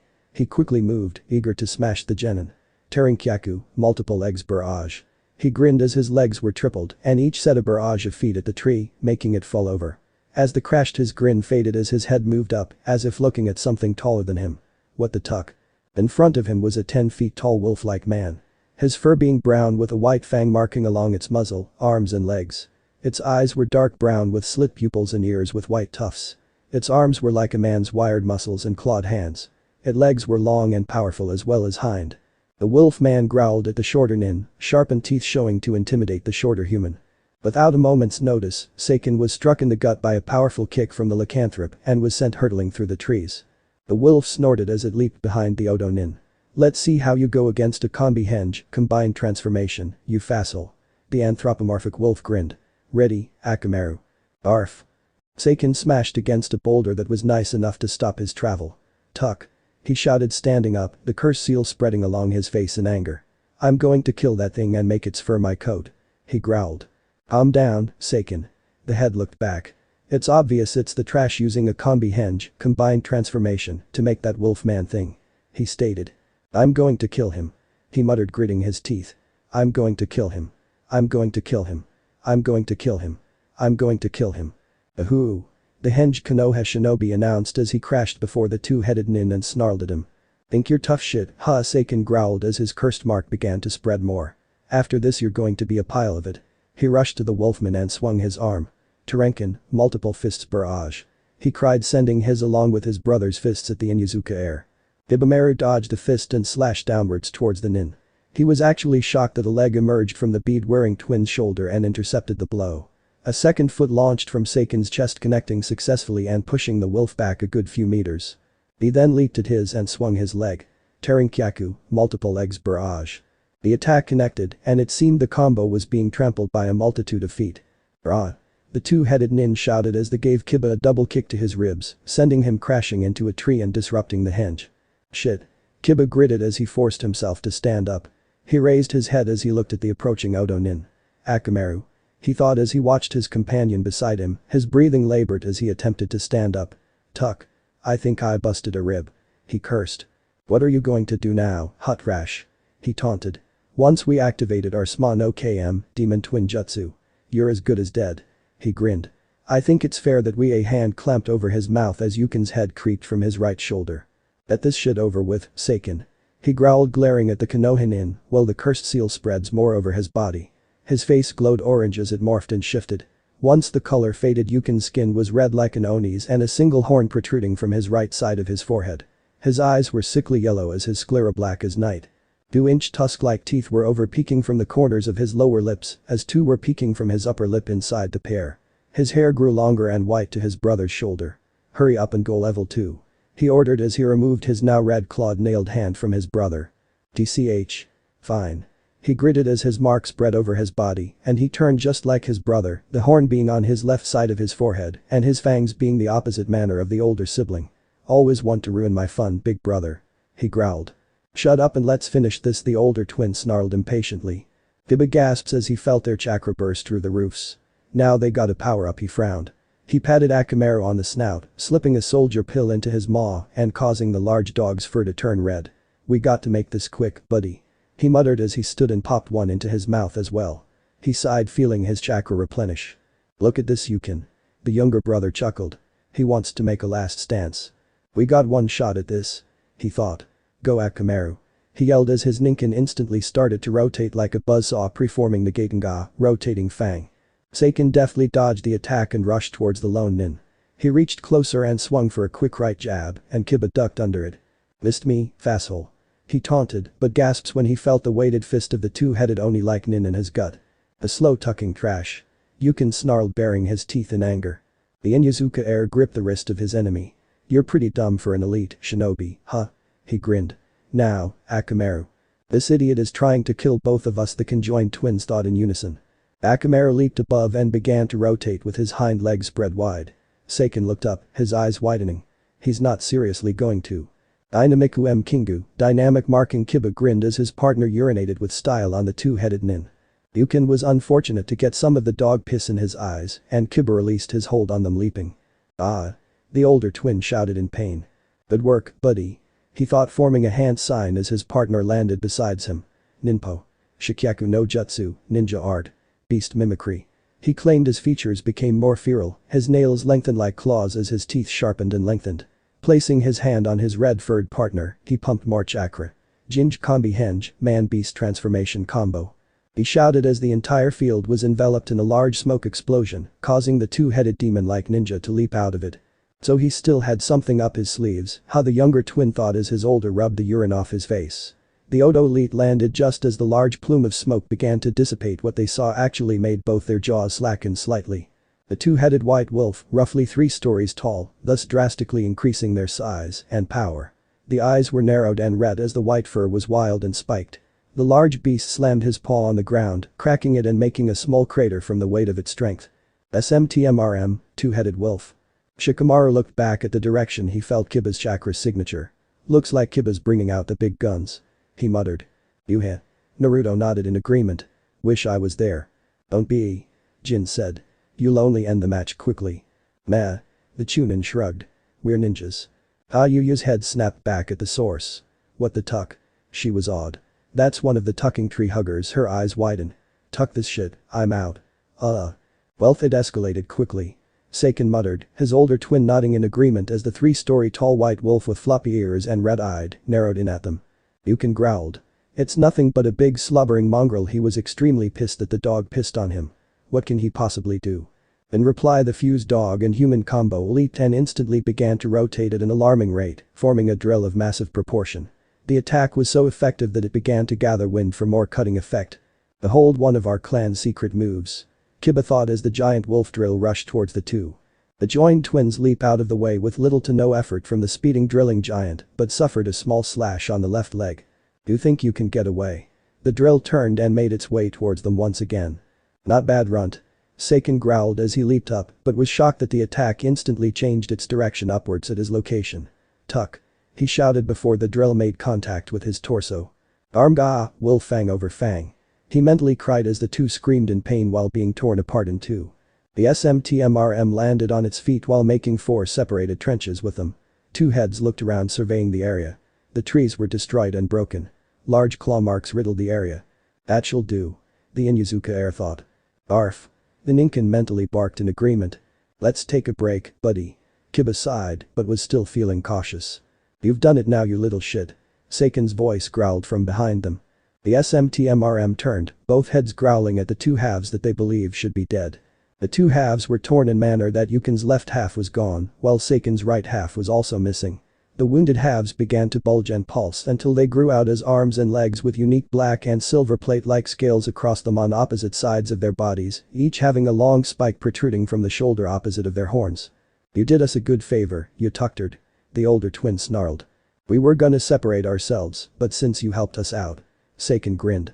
The SMTMRM quickly leaped and began to spin, performing the Garmga, wolf fang over fang, once again. The twins leaped away from each other and began to run through forest that was being torn apart by the combined Kiba and Akamaru's attack. As the twins were sure they made a good distance from each other and the enemy, they bit their red hands and preformed 5 hand seals. Kuchius. Rashomon, summoning jutsu. Rashomon. The duo shouted as a large red gate, at least 7 stories tall with a steel-colored demonic face, bursts from the ground between them and in front of the still charging attack. Kiba and Akamaru neared the wall, pushing as much power as they can and confident that they can smash through the defensive wall. Unfortunately they smash into the defensive gate so hard he made a very large and noticeable dent. The two-headed fusion were wide-eyed in pain and shock. Wah! Was all he thought before the jutsu undid itself and the two were falling to the ground below. Impressive. The younger twin grunted as he leaped. The Rashomon is one of Orochimaru-sama's strongest defensive jutsu. He grinned, pulling back his armored fist. It's even miraculous that you were able to create a decent dent on it. He cried as he swung his fist, aiming to cave the airborne male in the chest. Only to stop as he was pissed in the face by a weakened Akamaru. Ah! He cried in pain as he got some of the wasteful water into his eyes, but still managed to land a brutal fist to large dog's midsection. My eyes. Brother. Yukin yelled as he leaped and managed to kick both the dog and Headmaster to the side with his armored limb. Ah! It burns.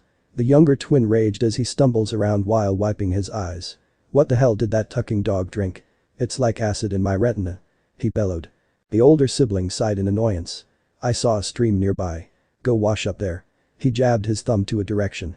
Seiken nodded with a growl as his brother pushed him to the direction. I'll take care of that Tucker. Yukin kept an eye on his brother, then turned to the duo leaning against the dented summon wall. Oh no, brat. No relaxing for you. He grinned as he cancelled the jutsu, causing the wall to explode in a plume of smoke, obscuring the two from his sight. The one-horned Oni formed Odonin simply took his time walking towards the two. Upon reaching them he scowled. Well, I'll be damned. He chuckled, taking in the sight of Akamaru lying on the ground alone. The dog was breathing in a small fast rhythm. Leaving your comrade behind to save yourself, huh? He chortled, stepping closer to the Ninkin. That's heartless even in my standards. He stated as he neared the Ninkin. But don't worry, I'll make this quick. He vowed as he raised his armored hand and plunged it into the chest of the large dog. But instead of being rewarded with the sound and feeling of pierced flesh, he was rewarded with sight of the Ninkin bloating like a balloon. No, don't tell me, he gritted just before Akamaru exploded, releasing a barrage of kunes and shurikens in a wide radius. Yukin, being the closest, screamed as he was littered by the metal-throwing weapons. In a safe distance, Kiba was panting. Akamaru held over his shoulders as he carried both their weights away from the suffering Odonin. The Inyazuka heir carried his partner from since they were both, in his mother's opinion, pups. Come on boy. He grunted. We'll get some rest and get back at him. That tucking runt. Yukin growled while taking the kunes and shuriks that were lodged into his body. Panting as he took the last metal-sharpened object out of his chest, his curse mark began to recede, marking his body with a bacterial pattern. He's so dead. He groaned as he makes his way to where his brother is. Seiken was still washing the urine off his face. This shit tucking burns. He complains as he splashed some of the water on his face. Brother. He heard as he turned to see his weakened and bloodied older brother limping tiredly towards him, his curse seal deactivated completely. Big bro, what the hell happened to you? He asked as he too reverted to his human form. That damn genin had the nerve to put a trap on me. He growled as he neared his younger sibling and leaned him, his body using into his own. I'm going to take a nap. He sighed as only his head was hanging from his brother's neck. Wake me up when you find that facile. He growled. Then I can kill. Sure thing. But we'll kill him together. Kiba groaned as he placed the now resting Akamaru against a small boulder. Rest here, buddy. He smiled at his partner before turning with a determined but grim expression. I'm going to finish this myself. Seiken was stalking the area, surrounded by trees all around him. Where the hell is that facile? He thought as he surveyed the area with sharp eyes, his anger swelling under the embarrassment of being on the supposed same level as the trash he's fighting against currently hunting. I'm one of Orochimaru's elites for tuck's sakes. He growled. Above him stood a steadily breathing Kiba, a kunai clutched in his hand as he looked at the angered Nin. Okay. He's really pissed off. The heir nodded as he aimed at the neck of the older twin, knowing that he's resting. If I get the older one, the younger should be easy picking, I guess. Seiken was pissed beyond reasons. Where the tuck are you? He thought, not wanting to wake his brother up. He growled as he couldn't sense the Ninkin user. Damn it. He shouted as his cursed seal spread through his body in anger and slams his fist into a tree. The poor tree. Now. Kiba thought as he used a Kawarimi jutsu, replacement jutsu, with a tree that was rightfully sacrificed in his honor. You readers didn't think I would really throw the damn knife now, would you? He questioned before he swung the kunai to the Odonin's neck, aiming to cut his jugular. Seiken managed to get out of his angered state, albeit slightly, and pulled out a kunai to block Kiba's own. You tucking little shit of a trash. When I'm done with you, I'll gut you like a trout. He grinned, his cursed form morphing in his sight. Maybe when I find you dog friend I can make him into a fur coat or something. That got him a chakra-infused fist into his gut that pushed him a few meters away. Coughing, he righted himself with a grin. What the hell is so funny? Kiba narrowed his eyes. I've been wondering the same thing too, huh? Kiba heard behind him. The Inyazuka froze hearing the voice behind him. Slowly turning as he keeps the younger sibling in his view, he sees Yukin's cursed form face grinning at him. The only difference is that it was his head with a stretched neck leading from his left side. What's the matter? Yukin jibed. Have got your tongue? Seiken chuckled. What the hell is this? Kiba asked in shock. The Seikikai no Jutsu, Demon Parasite Jutsu, the separated twins announced their jutsu. You see, it's a parasitic assassination technique that my brother and I can use whenever we are in our level 2 cursed seal and our Kekkei Genkai. Seiken explained. With the power of our chakra, we can disassemble our bodies down to a cellular and even to a proteic level. With that we can enter the enemy's flesh. Yukin chuckled, enjoying the wide-eyed stare of the Konohinin. This cruel technique gradually corrodes the inner bodily cells of those he merges with, and death ensues. The twins finished in unison. Welcome to the family. Yukin chuckled. So let me get this straight. Kiba panted, he can feel his body turning against him. You're saying that you can bond with me at a cellular level, right? That's right, you little shit. Yukin chuckled. Then when I'm done with you I'll be going after your friends as well. I'm gonna have to put a hold on your plan there. Kiba grinned as he pulled out a kunai and without hesitation stabbed himself in his side. What? The older twin yelled in pain as he too felt the stabbing in the Inyazuka's side. Brother Seiken shouted. But he couldn't attack the twins' temporary host due to them being bonded. Feels horrible, doesn't it? Kiba gritted in pain as he gave the kunai a slight twist, earning a pain-filled groan from the older twin. Like a bistring to yank your insides out, huh? This kid is insane. The older twin thought frantically, biting back a groan as he felt the kunai twists a bit more. This is our ultimate assassination technique. Most fools would just shudder in fear until they die. This Tucker is the first one actually harm himself to get to us. Seiken gritted his teeth in anger seeing his brother in pain. Seeing as the Inyazuka heir yanked the kunai in a rather painful manner, he rushed forward before the Konohinin can kill himself along with his older sibling. Yukin had his left eye closed in pain.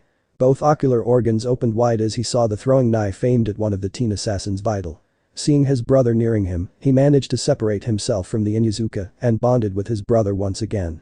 Yukin panted, glaring at the self-wounded Inyazuka with pain-filled raged eyes. Forget the old method, let's rip his throat out. His younger twin shouted before launching at the tired Konohinin. Sorry guys. Kiba thought as he looked at the dashing Odonin with a grin. I guess I won't make it to you after all. His grin then turned to a small soft smile. Sorry, Yakumo-chan. Before the joined Odonin got within 2 feet of the Inyazuka, a pillar of fire bursts from below him and force blew the Ninken trainer away from the fire. Kiba's back dragged against the ground with a groan. He sat up as he applied some healing chakra to his wound, though not as good as his sister, but it gets the job done. So this is what happened to you over the time? He heard a female speak and groaned as the throbbing pain was reduced. He looked to the direction of the voice and sees a young woman wearing an orange cloak over her form with her head of orange hair.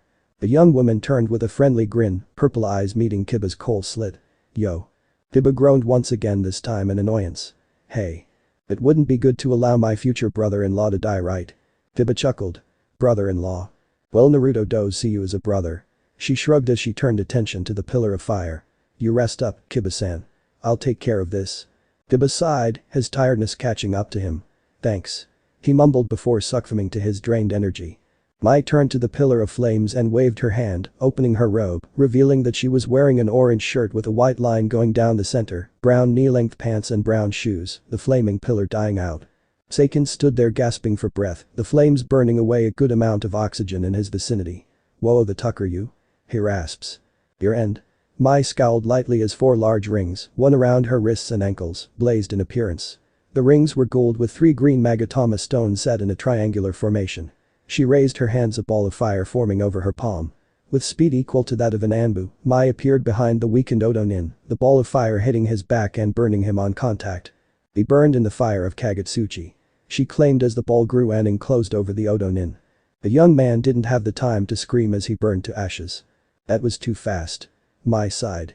Naruto looked back momentarily. Looks like Kiba got help. Shikamaru nodded.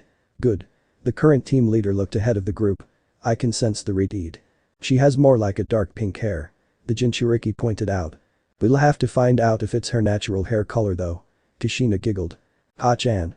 The Jinchuriki whined in his mind. A figure landed atop a tree and sniffed the air. The person wears a light cream blue cloak with a hood that hides her face under it, but you can see her smile and some strands of silver hair. I've found you, my love. she whispered in a longing tone. We can finally become one. Chapter end. Alright, that's it for today's video guys. Let me know in the comments section how was the story, and also don't forget to like, share and subscribe. I will meet you in another video. Peace out.